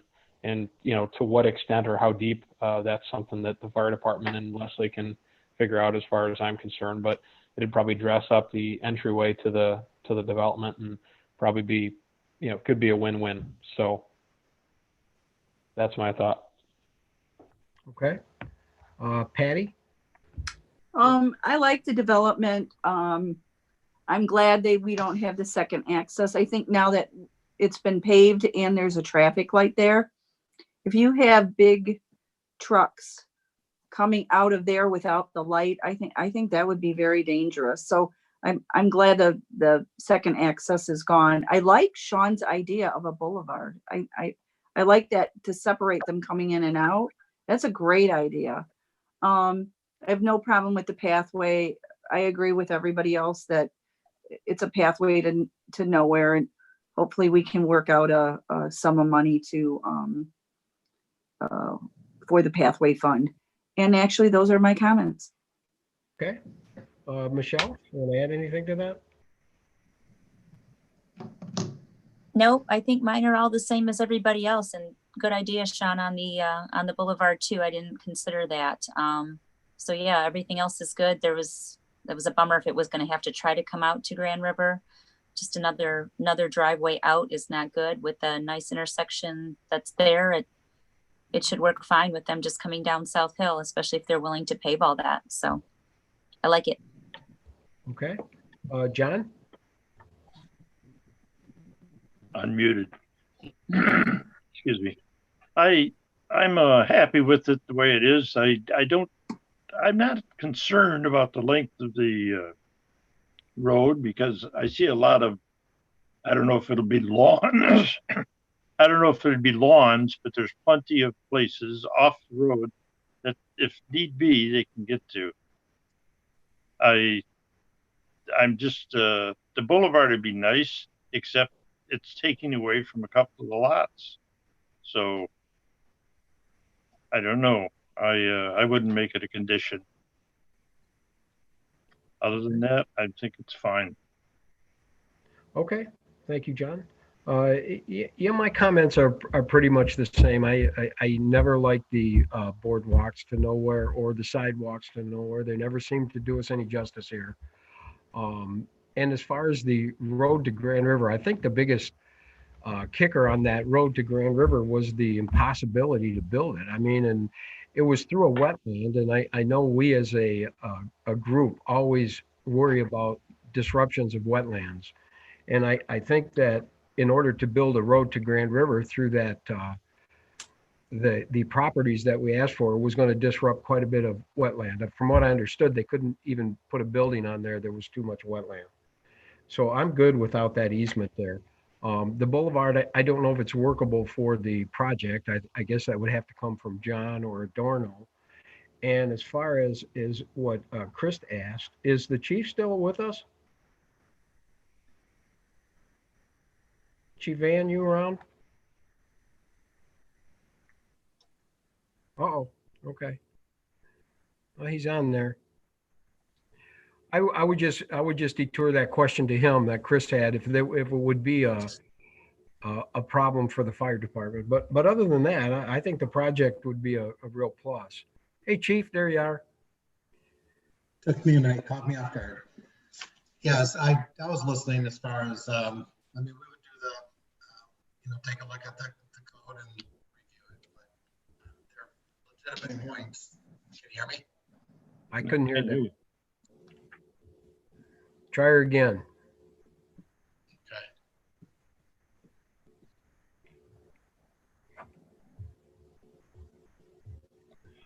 I'll get back to you. Can you hear me? No? Yeah, that's better. You can hear me? Okay. No, legitimate points. I mean, that we would take a look at as far as, what was the specific question, John? Go ahead, Chris, ask him again. Let him know your question. Yeah, so I was, for the International Fire Code, for industrial buildings exceeding 62,000 square feet, it requires 2 separate fire apparatus access roads to the properties. And so that was the reasoning that I wanted that secondary access to in the future, at least have an attempt to meet that requirement. Obviously, you and your department and you guys would be the ones fighting the fires. So I just wanted your opinion on that. Yeah, and this is the first time seeing it. So, I mean, I'd like to get more information on what's going in there and what we're actually looking at. Trying to look at the map, I'm not getting it to blow up very well. So, but it's something I can bring to Brian, the fire marshal, tomorrow, and we can discuss it. Okay. I think that we talked about it, Chief. If you remember back when we approved this, is at Walbridge. Okay. Yep, the drive-through. Well, where we had the big cul-de-sac, the long cul-de-sac, and then we had the come off of South Hill to the east. And I think we talked about the size of the roundabout was larger than what they needed to get the ladder truck to turn around and come back out. I don't know if you. Yeah, that rings a bell now. So yeah, At the time, I don't remember any real concern as far as access and egress for fire apparatus. But that, I think that's been a few months that since we talked about that. If I may, I know you were actually at the board meeting when we were there presenting some awards and to some of your staff, and we got into a little discussion on this, and your one main concern was that we actually had an island in that boulevard, or excuse me, on the cul-de-sac bulb, and we took that out. That was your one request, to remove the island in the middle so it's all open, just to show out a turn that your largest truck could navigate through there, which we've provided in our plan. So as far as what these buildings are going to be, these will all be individually condoized units. So each building as it comes in will come in for an additional site plan down the road at some point. So we, Adorno could chime in on it. We've had some, Wallbridge has had some interest from several people on this site, some of which we'll see where it goes. But we don't have any formal plans, building sizes or anything at this stage for you to review. And one other thing is probably all these buildings will be fire suppressed, right? They're all large enough that they will be fire suppressed. Absolutely. Okay. Right. I know the one client we're talking to is an FSR system. Double driveways, the one at each end of the property. So though the main road will be the main road, but each building would still have that double point of access, especially if they get above that 62,000. Typically, they like to keep their office traffic separated from other traffic, plus truck circulation or whatever else might be going on. John and Adorno, it's Sean. I keep forgetting to say my name. Instead of that easement, which would take, I think it was said by Brian, half of an acre off of each of those two units in the back, can we go with a boulevarded entrance? I think it would not only make it look nicer, it would function as two separate lanes of traffic and maybe make it more beneficial for emergency access. Seems like it would be a lot less impactful land use wise. The only, I probably don't have an issue with it. The one question I question is, are we narrowing now each lane too, versus having a wider swath? And I don't know, Chief, maybe, it's easier. And I'm sure the boulevard would be further back from the right of way of South Hill Road and everything else, allowing enough swing access into the development. Yeah, I was thinking the same thing. You'd have to back it up just a little bit so you can get the big trucks in and out of there. It wouldn't be like a neighborhood access or a neighborhood boulevard. What would be required on this, because this is a county road right now, we're showing a 36-foot pavement in a 70-foot road. What we would wind up doing is we would have to increase this to, at a minimum, an 86-foot right of way. We would show 2 lanes. Each lane would be a minimum of, I want to say, don't quote me on this, I think it's 16 feet wide. And each one of those then becomes one way, obviously, because you have a boulevard. So they're still wide enough. Now, Chief, I don't know if you would require for your fire apparatus, if that's wide enough, if we can talk about that. But the one thing I want to, I guess, really identify right now is the length of that boulevard. If we want to do a boulevard entry, typically, we extend it in about 30 feet or so. And I just don't know if that, because this road is over 2,000 feet long, does that boulevard, does that do the job? Or do we just keep it the way it is right now? Keep in mind that each one of these sites, as they're developed, are going to have multiple points of access. Lots 1 through 4 and 7 through 10 will each have 2 points of access that can act as turnarounds internally on the site. John, I would say that, you're not going to have a driveway onto this road any closer than 30 feet. I would say the boulevard could go back to the approximate first point of entrance onto one of these sites. They're large sites. Sure. I don't think you need to go 150 feet with this boulevard, but 30 feet probably isn't sufficient either.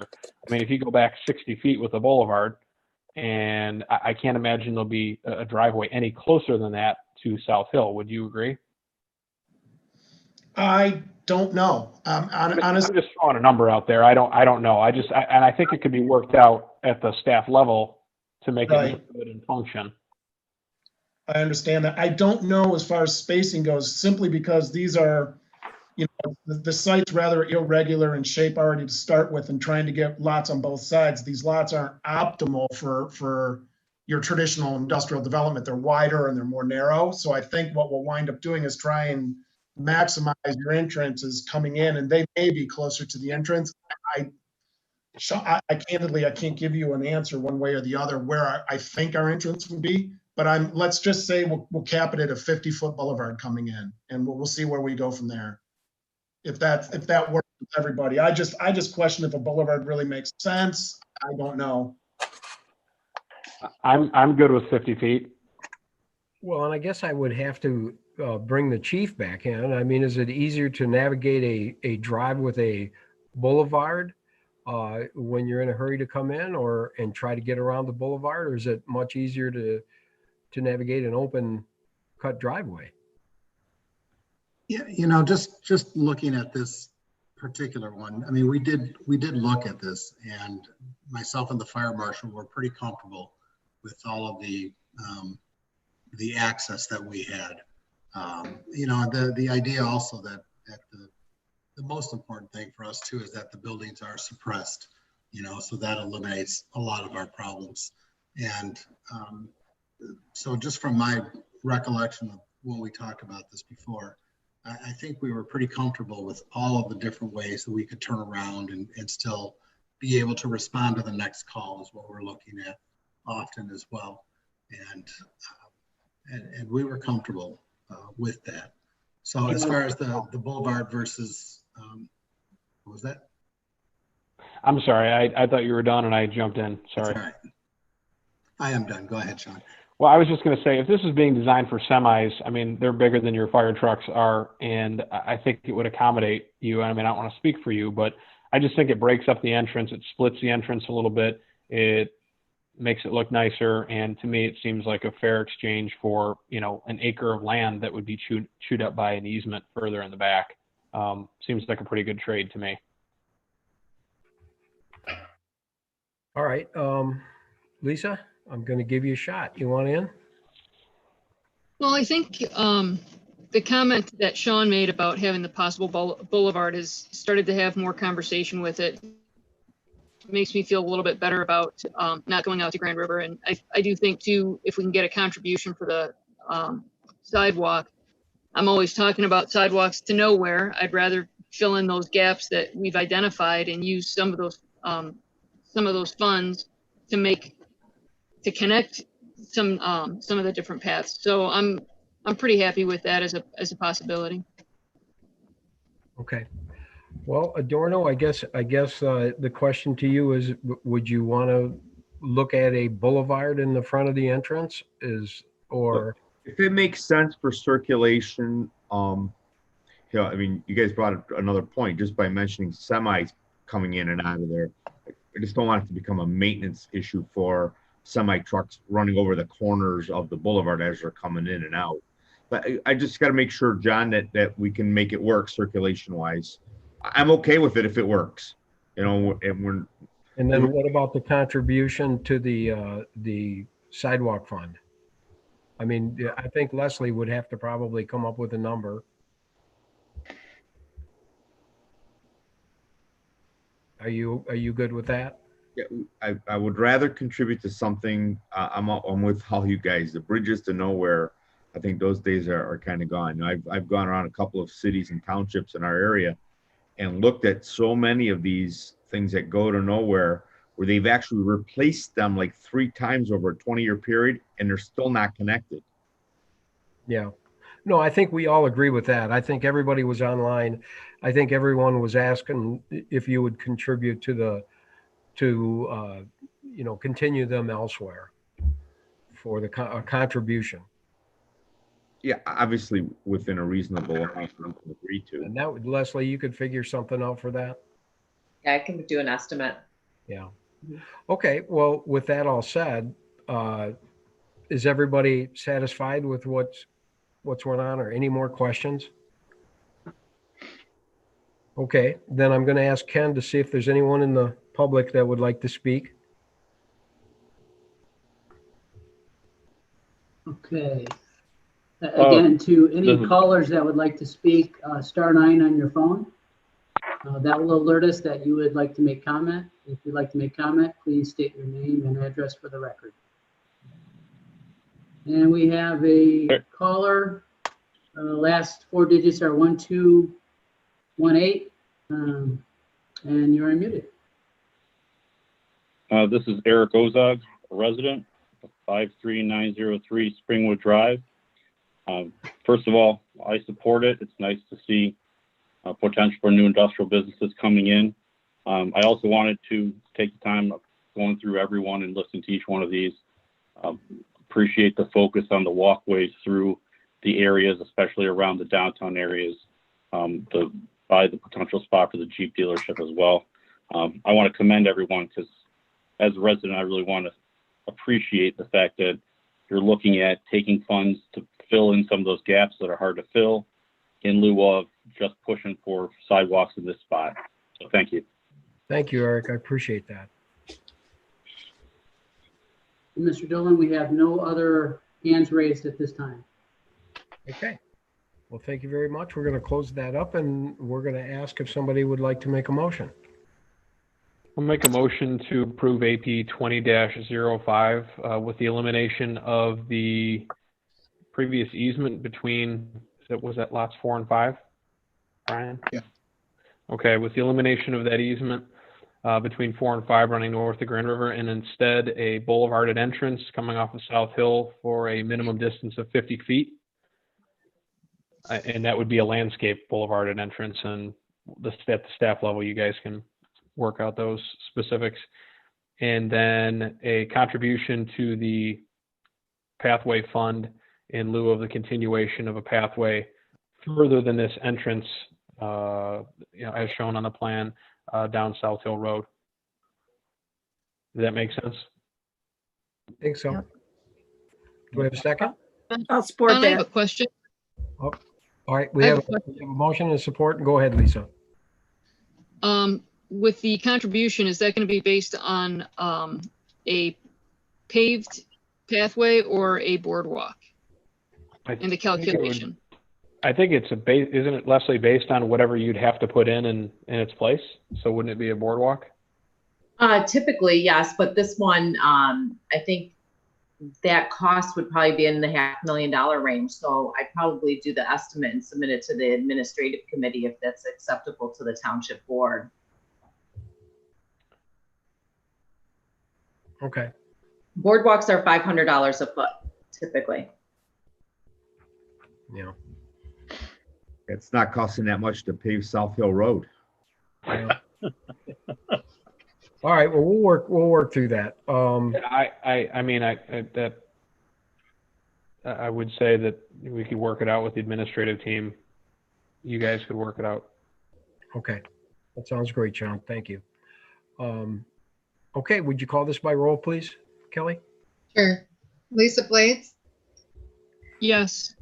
Michelle Cash, Yes. John Dolan, Yes. Patricia Carconi, Yes. Christopher Enlow, Yes. Sean O'Neill, Yes. John Hicks. Yes. Okay. Thank you very much. Everybody. Okay. Thanks, everybody. Congrats on a smooth Zoom meeting. Well, thank you. We'll see you guys. We'll see you guys next week. We'll see another team next week. All right. We're going to move on to, this is a consideration to approve the extension of the moratorium for the insurance approvals and permits on off-premise advertising sign resolutions. This is resolution number 2020-11. And I will let you know that I talked to Carol about this, and she said that they need that about 180 days, that she'd like that extension. And they just have, the draft is done, and they want the time to get through the two boards. John, I'll make a motion just to move this along. I mean, obviously, if it weren't for the shutdown for the last few months, this would probably be very close to being wrapped up. Yes. I'll make a motion to approve resolution 2020-11 to extend the moratorium for 180 days, given the current situation we're all dealing with. I'll support. Oh, John. Okay, could you call this by roll, please, Kelly? Sean O'Neill, Yes. Christopher Enlow, Yes. John Hicks, Yes. Lisa Blades, Yes. John Dolan, Yes. Michelle Cash, Yes. Patricia Carcone. Yes. The one thing I forgot to mention, I'm sorry, is there's a typo, and it just makes sense to correct it. It says AA instead of AM. It's on page 2. Okay. Right above, Oh, yes. Well, that's December. under the whereas. Oh, AM. it Yes, I says, see that. Yep. 12 o'clock AA. I got it. I will fix that. Thank you. Okay. I don't know if that needs to be, okay. Yep, Thanks. it does. Thank you. Okay. So we're going to move on to the consideration to approve the amendment for the IT service agreement with Oakland County. And isn't this Ken, our normal agreement that we do every year? This is Patty's. No, can I talk, John? Yeah, please. Well, this is a special thing that Oakland County has promoted, and it's to waive any fees for the paylocaltaxes.com. And what they're doing is they're waiving, when you go online to pay your taxes or any other fee through Oakland County, which we participate with, you pay a little fee to get your tax bill, or you pay a little bit of interest. We don't get that money, but Oakland County does. And some of it we do get, we cost share with them. So what this is this is waiving that fee to help the public during this COVID-19. However, they want the date. They actually sent us this week to extend it through June 30th. So this agreement just needs to be, this is the old one, because when we put it in the packet, it was through April 30th. Now they want to extend it to June 30th. And I would think that this board would want to waive the fees for our constituents. Yeah, this is a good thing. So that's what it's our IT agreement. We're just sharing in the burden of not collecting penalties or interest. Yeah, I was off base. I thought this was the other IT agreement. Yeah, that's okay. This is what we've been dealing with for a couple months now. Yeah. Right. And we agreed to do it, but officially they want it by the board, which I can totally understand, because it's dealing with money. It's not a lot of money, but it's still dealing with money. So this is a good thing for our residents, and it's a good thing to pass. So has anyone got any questions before we go ahead and put a vote in on this? Just so I understand, the only thing that changed is the April 30th is now June 30th. Correct. That's exactly right. They just said it to us this week. So, yeah. Anybody want to make a motion? I'll move to approve the amendment to agreement for IT services, amendment to the agreement for IT services, allowing the supervisor to sign and send the agreement back, I guess. So, and can you, Michelle, will you add that it's yes, good through June 30th? To sign the new updated date of June 30th, 2020. I'll support. Okay, could you call this by roll, please, Kelly? John Dolan, Yes. Christopher Enlow, Yes. Lisa Blades, Yes. Sean O'Neill, Yes. John Hicks, Yes. Michelle Cash, Yes. Patricia Carcone. Yes. Okay, thanks. Moving on. The consideration to approve a pay increase for fire department deputy. And Ken, you want to talk about that? Sure. Yeah, so with the past few months, it's been very difficult for everybody, but it's also kind of shined a light on some really good things that's going on in our department. And Reg Madeline was appointed as the deputy chief, as the part-time deputy chief back in Thanksgiving of 2019. And as I mentioned earlier, we had a approximately 40% reduction in staff over the last few months. And that included 5 officers.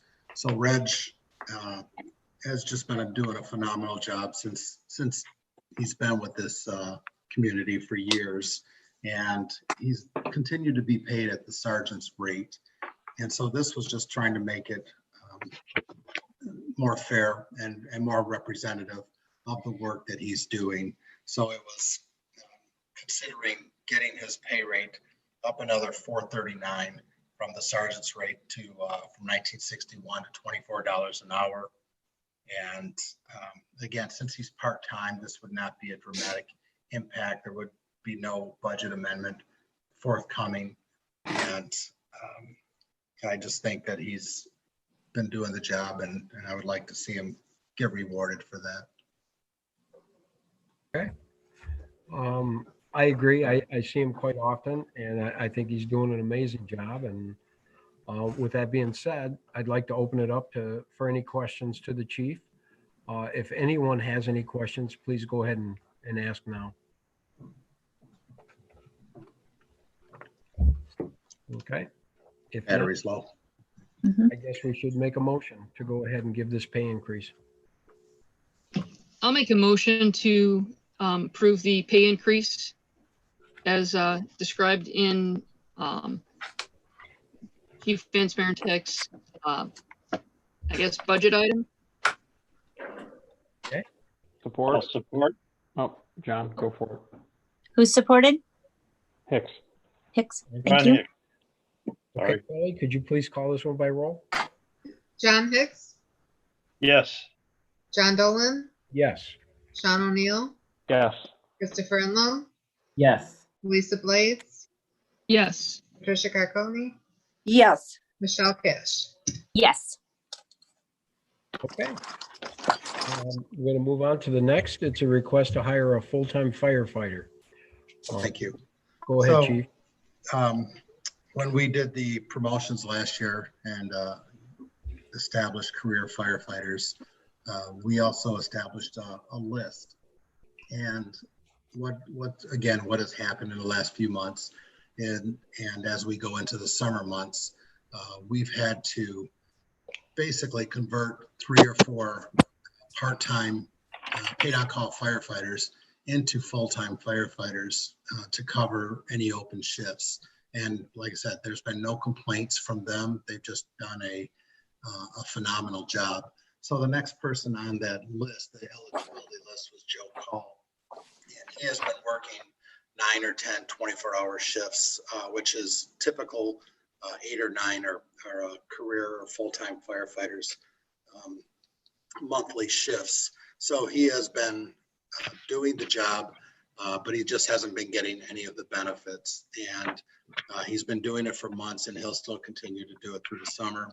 So one of the changes that we also had to make sure we were operationally ready was we took Fire Marshal Brian Holzheimer off the 40-hour shifts, and we put him on to 24-hour shifts just to make sure that we had continuous coverage, and he's been doing great with that as well.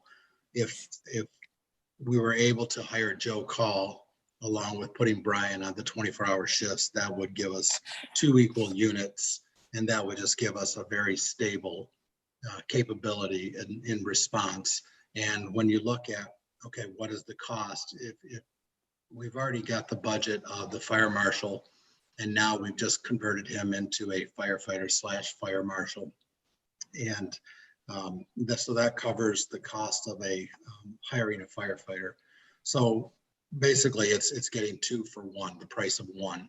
And so then we just would have the matter of paying the Joe Call the benefits that remain for this year, and then of course going forward.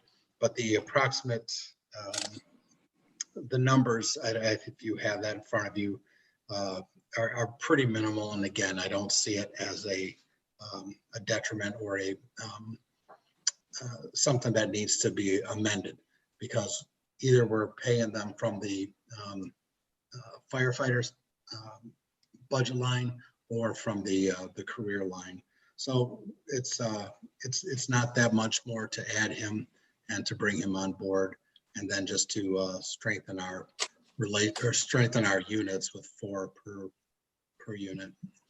And so that's what I'm proposing is bringing Joe Call on as a career firefighter. Okay. Would anyone like to open a conversation and ask the chief anything about this? Please do it now. No, I really appreciate that you went ahead and got the benefits in there and everything. So it looks like it's probably really doable for you. So it should be okay with your budget. I knew you were going to make me do that, so. I know. Well, I think we have to trust our department heads, and Ken's very sensible and he knows what he needs and he's bringing it to us. And I think if that's what he thinks is best for the township and his department, I'm 100% behind it. Okay. Anyone else like to?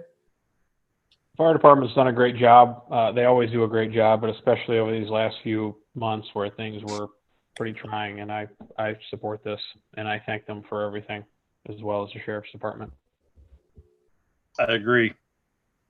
Oh, can I ask one more question? If this goes through or passes tonight, will it start effective June 1st or July 1st or 15th, or what are you thinking? You know what? However that works for you, because he's going to continue working his shifts regardless, through June. So it's however it falls that, for pay or for benefits, we could have that discussion, but he's on the schedule now for the next, really through Labor Day. And so, Okay. All right. Okay. Well, I think it looks pretty good, and I think you've done a great job so far, Chief, on directing us in the right direction. And I think the full-time firefighters have been amazing. And I think we couldn't have done it in a better time than we did it when this COVID hit. So I think it's a wonderful thing. And I know that you're absolutely looking out for the best of Lyon Township. And I think we all see that. So thank you for that. Thank you. So that being said, would somebody like to make a motion? I'd like to make a motion to hire firefighter Joe Call full-time. And as stated in the memo by our fire chief, Ken Van Sparentek, and with his pay starting June 15th, which would be our normal pay period. I hope that's okay. But it would make it cleaner for us. That's fine. And that's my motion. Okay. I'll support. All right, we have a motion and support. Kelly, please by roll. Sean O'Neill, Yes. Lisa Blades, Yes. John Hicks, Yes. Trisha Carconi, Yes. Christopher Enlow, Yes. Michelle Cash, Yes. John Dolan. Yes. Okay, great. Great. Thank you, Chief. All right, we're moving on. This resolution is just to get our money back from Oakland County. It's I'll make the motion to approve resolution 2020-12 to authorize reimbursement from the West Nile Virus Fund. Support. Please call That's by Sean. Whoever. Gotcha, Sean. Please call this one by roll, Kelly. Sure. Michelle Cash, Yes. Lisa Blades, Yes. Christopher Enlow, Yes. John Dolan, Yes. Sean O'Neill, Yes. Trisha Carconi, Yes. John Hicks. Yes. Okay, we are to our last item. This is the private road ordinance discussion. We're just going to discuss this and get some direction tonight. I think that we've had a good start to putting this together. And I guess, Brian, if you want to kind of hit the highlights, I believe everybody has read through this. I hope they have. And I hope that we don't have to go and read it word for word. I'd like to just get, if no one understands it or if anyone has any questions, I guess we'd start there because. Is this just to figure out if we're going to put it on our board next time, or we're just trying to get some insight as to where it's going? Yeah. I guess that's for Brian. Totally a discussion for Brian. Okay. Brian, I don't know if you want to open it up and just kind of give some highlights. And, I know people have been giving you some different directions. So I guess that's where we should start and just get everyone to put in their comments. Yep. Yeah, absolutely. Go ahead. Okay. Go ahead. The ordinances, they're really in two parts. One is regulatory, one is zoning. So there's kind of a concurrent review that's going on. We introduced this to the Planning Commission at their last meeting just because they were the first meeting. And we've also got a public hearing scheduled for next Monday for the Planning Commission on their portion of the ordinance. And really the zoning ordinance portion of this is probably the easier one. There are just several references in there that say that shall not build a private road. And so that piece is fairly straightforward. All the regulation changes are really in the regulatory ordinance that's under your purview.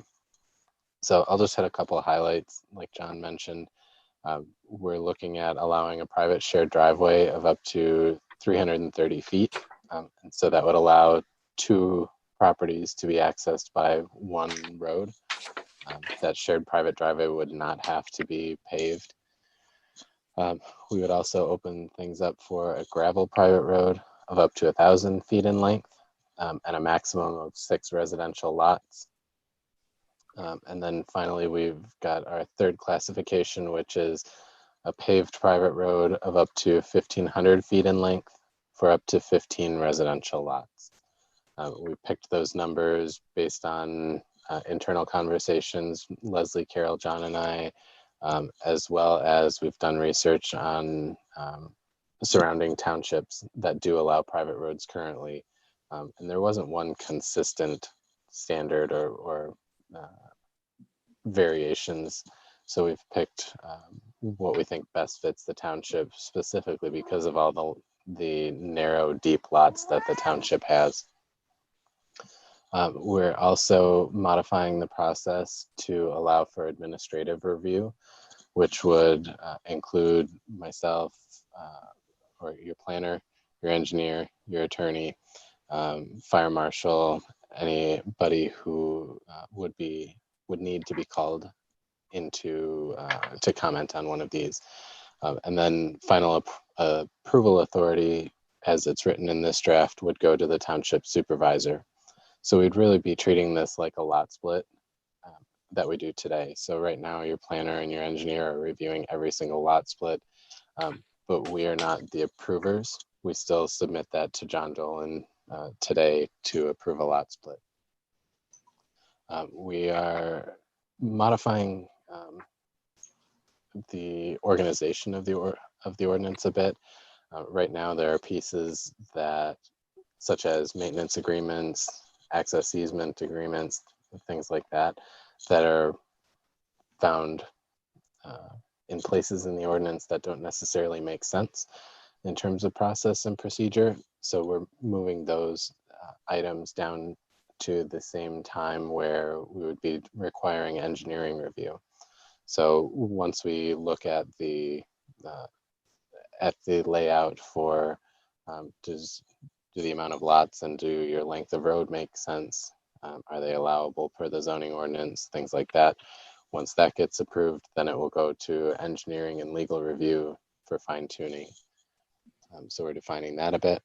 And then finally, we are saying that any non-residential use that's going to be served, or if there are non-residential uses to be served by a private road, it will be required to be paved to the RCOC standards, even though we would allow it to be private. So those are the big things. I know we've gotten some feedback already from some board members. I'm happy to take anything else you have, and we'll modify the ordinance accordingly and hopefully have a draft that you could take action on maybe at the next meeting. Okay. Well, thank you, Brian, for going ahead and taking, it's getting late.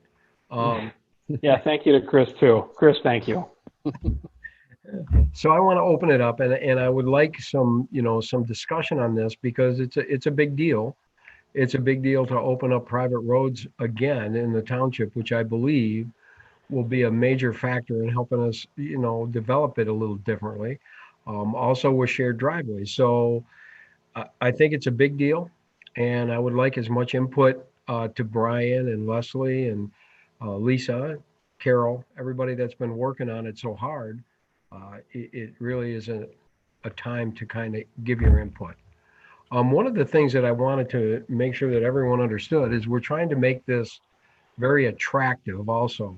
And when I say attractive, to make it easier than the public road deal. So it's more of a quicker approval to kind of entice them to do the smaller developments, bigger lots with fewer houses, things like that. So your input is really important, and we'd love to hear it.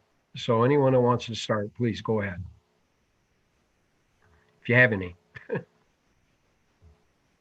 Sounds like a good idea to me. I agree with you, John. I think it's gonna, the consequence or the result of this will be that larger lot developments, lower density developments take advantage of this opportunity, and we start preserving some of these more rural areas of the township. So I like it, and I like what Brian added there at the end, that any non-residential use should have to, we should require them to pave the road. Yeah.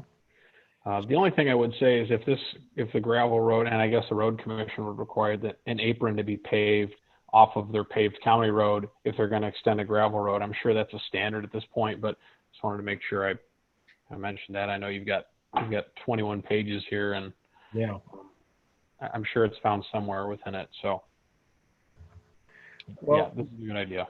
When was the idea to bring this actually to the board for a vote to move this forward? Was that our next meeting?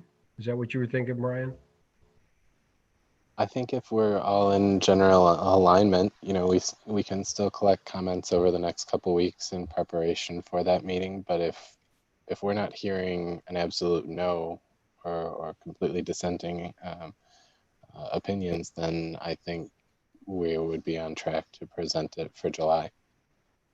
Okay, so between now and July, I mean, we could be open for any kind of comments and could be incorporated in if anyone had, reads through something, find something they want. We could talk about that and possibly add it for, the vote. Yeah. And it'll have 2 readings. Right. So even the first one, you could still add to the second one. But this has a long way to go, I think. We got public hearings, or have we had that? Well, the Planning Commission public hearing is next week, but as I mentioned, their piece to this, the actual zoning ordinance piece, is pretty straightforward. Even if the regulatory changes, the dimensions and process and procedure and things like that, we tweak that over the coming weeks. That doesn't change what they would be considering next week. What they'd be considering next week is, are we going to open things up for private roads? Okay. And if the answer is yes, then we're right on track.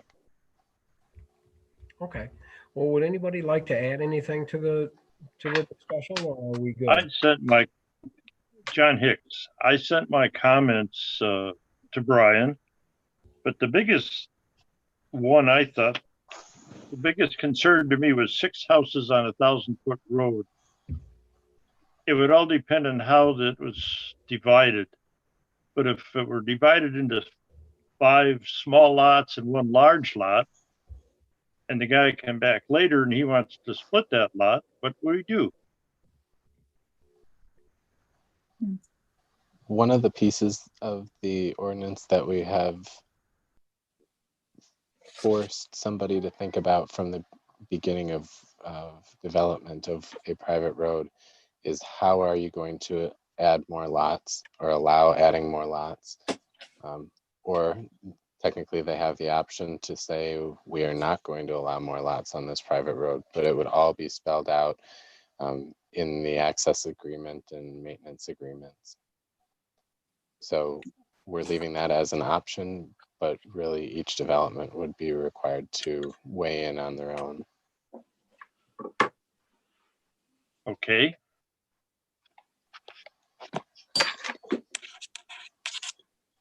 Chris, you want to chime in? Sure. I went through it and sent my comments in. In general, it looks pretty good. I am excited about the ordinance. I think it's going to be a good thing. Kind of piggybacking on some of the length versus number of units. They kind of average out to be about 100-foot lots, which I initially thought was a bit small, but I guess it still has to meet the underlying zoning of that area. So I think that's still a good thing. My main concern is just the approval process, being that it is actually up to just the supervisor to approve these. And I have, no issues if it were Supervisor Dolan doing it, but we never know who we may get in the future, and would prefer at least either the board or the planning commission, maybe just one of those, have at least a bit of a say for a brand new private road. If it's an extension, I think that's, or a shared driveway, that seems to be pretty easy administratively. But, roads kind of give you a layout for a community, and I think the community needs to be involved in at least a brand new one, especially when it could be, 6 to 15 homes. I know it might add another step to the process, but if it's a new private road, they've got to go through the road commission review, and that can probably be done concurrently with a planning commission meeting or something. So that's really the only change I would like to see with the ordinance. Everything else looks really good, and I'd like to keep it moving forward. And I do think, I think the reason that was put in there was just to keep it kind of a quicker type of approval. If it had to go through a couple boards, a lot of people, sometimes it just gets kind of caught up. And I just think that was the deal. It still goes through a lot of approvals, it still goes through our planning, and it still goes through our engineering and our legal. I mean, there is approvals. It's not just one person saying, yes, this is a go. Leslie, do you also talk to Oakland County? You probably don't. Maybe if it's off of the road or. Only, they would just be an approach permit. Those are pretty simple. So you would. Private road. Okay. Yeah. So I think that was the key, is just trying to speed it up to make it more, the appearance of it being, suited better. We want to make sure we're not making everyone jump through a lot of hoops. And I think that's what's there. But I have no problem. I mean, if people want to speak up on that and we want to run that through two boards, or it's really a preference of this board. Yeah, I was just thinking just like the planning commissioner, or not do two things, because that's usually what the PD process is, and that gets cumbersome. So, but if it's just a simple, road commission permit, drive approach, or I guess approach permit, and then the planning commission, I mean, those can probably be done in the same time frame than a 30-day period. Yeah, I really have no opinion on that. I don't think either way. So somebody could speak up on that. I mean, if you want to add that to it, to go through a planning commission process, it's really totally up to the board. Well, I will note, if somebody in the planning stages of this is using any other zoning mechanism that would require a planning commission or township board review, or both, a PD or an average lot size or any kind of site condo, they're going to come to the planning commission or board just as they would any other way. So these are really only things that would be permitted, like under the Land Division Act. If somebody has 15 available splits, then they could do that without going to the planning commission. And so those are the types of instances where the supervisor would have the controlling authority, and not in every other instance. And quite honestly, the more common instances, the planning commission and board are going to get involved no matter what.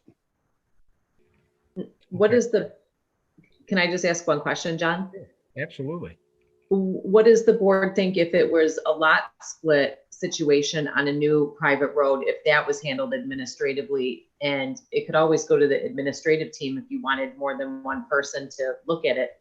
But really, when we were drafting this and working on it, it was a way to make it a simpler way for approval, to almost encourage this type of development.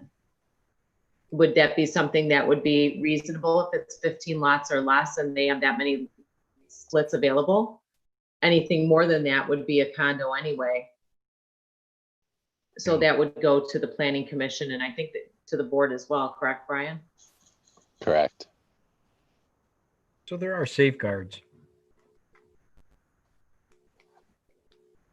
I think going to the planning commission, if it's a shared driveway, would be a bit too cumbersome, because if you're sharing a driveway, you're not really trying to put 15 houses on there. You're trying to maybe split an unusually shaped piece of property, just maybe, you know, have a relative build something behind you or something along those lines. So I kind of feel like the shared driveway and it would just be another level and more expense to have that go to a planning commission meeting.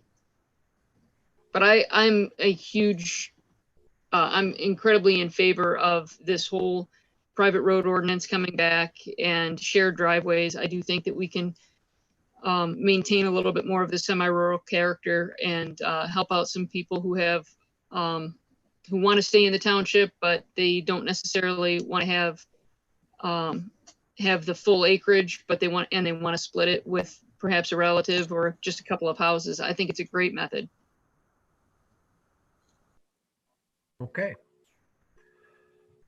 Well, we have some direction, I believe, Brian. I don't know if we're clear yet about the supervisor situation. Anyone else want to chime in on that? Do we want to actually change that to go to planning commission for all that? I know, Lisa, you said the shared driveways is different. Yeah, I agree. The shared driveway thing should not. Yeah, that. I mean, I don't know if we want to cut and mince it up to have, you know, we don't want to convolute the ordinance either. So anyone else want to chime in on that? So we could either, you know, which direction do you want to go? Chris, are you good with it going to the administrative team instead of the planning commission? So there's still a process? I guess I was more concerned about, like, if somebody were to build a private road and there's 15 homes next door to me and I had no idea it was even going on because it never got noticed or anything like that. It was never on a public meeting. I guess that was my reasoning of being a little uncomfortable with it. It's one thing to have a, you know, shared driveway that seems not as impactful, but, you know, you're talking up to 15 homes. Do average lot size get published? I don't think they do they? They do go to the board? I mean, to the planning commission? Yeah, with a public hearing Okay. and then to the board. Yep. Well, so this would already come no matter what anyhow. Yeah, I mean, you're at 15 lots, it would have to be a huge parcel to get 15 splits. Many splits. Yeah. But that's what I'm saying. If it's already coming, then that's part of this process already. If it wasn't already coming, then it'd be a different story, because you just don't want to have them have that expense. And I get that. I don't know. I guess I'm trying to figure out. I don't know. I guess why is it a question? Because it's already coming for Yeah, some. maybe it's Am a I missing clarification. something? Most of them will be smaller than that, is Right. what Okay. we anticipate. It could be like I'll give you one. I lived on a private road with 3 houses for over a decade, just to give you an example. So Okay. So something smaller. Okay. That's what we would anticipate, because most lot splits, there aren't 15 available. Okay. Yeah, because this would add to the expense. They'd have to have a meeting. Mm-hmm. So, okay. Yeah, I guess that's what I was unclear about, assuming that it, you know, you could have up to 15 homes pop up next to you and not even know it was coming.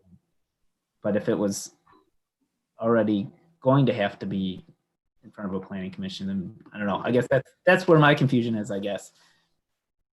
Yeah, it's a situation where technically if somebody had their 40 acres and they could get 15 splits for the Land Division Act, you know, you could end up with 15 new lots next to you today, just administratively approved if they all had access.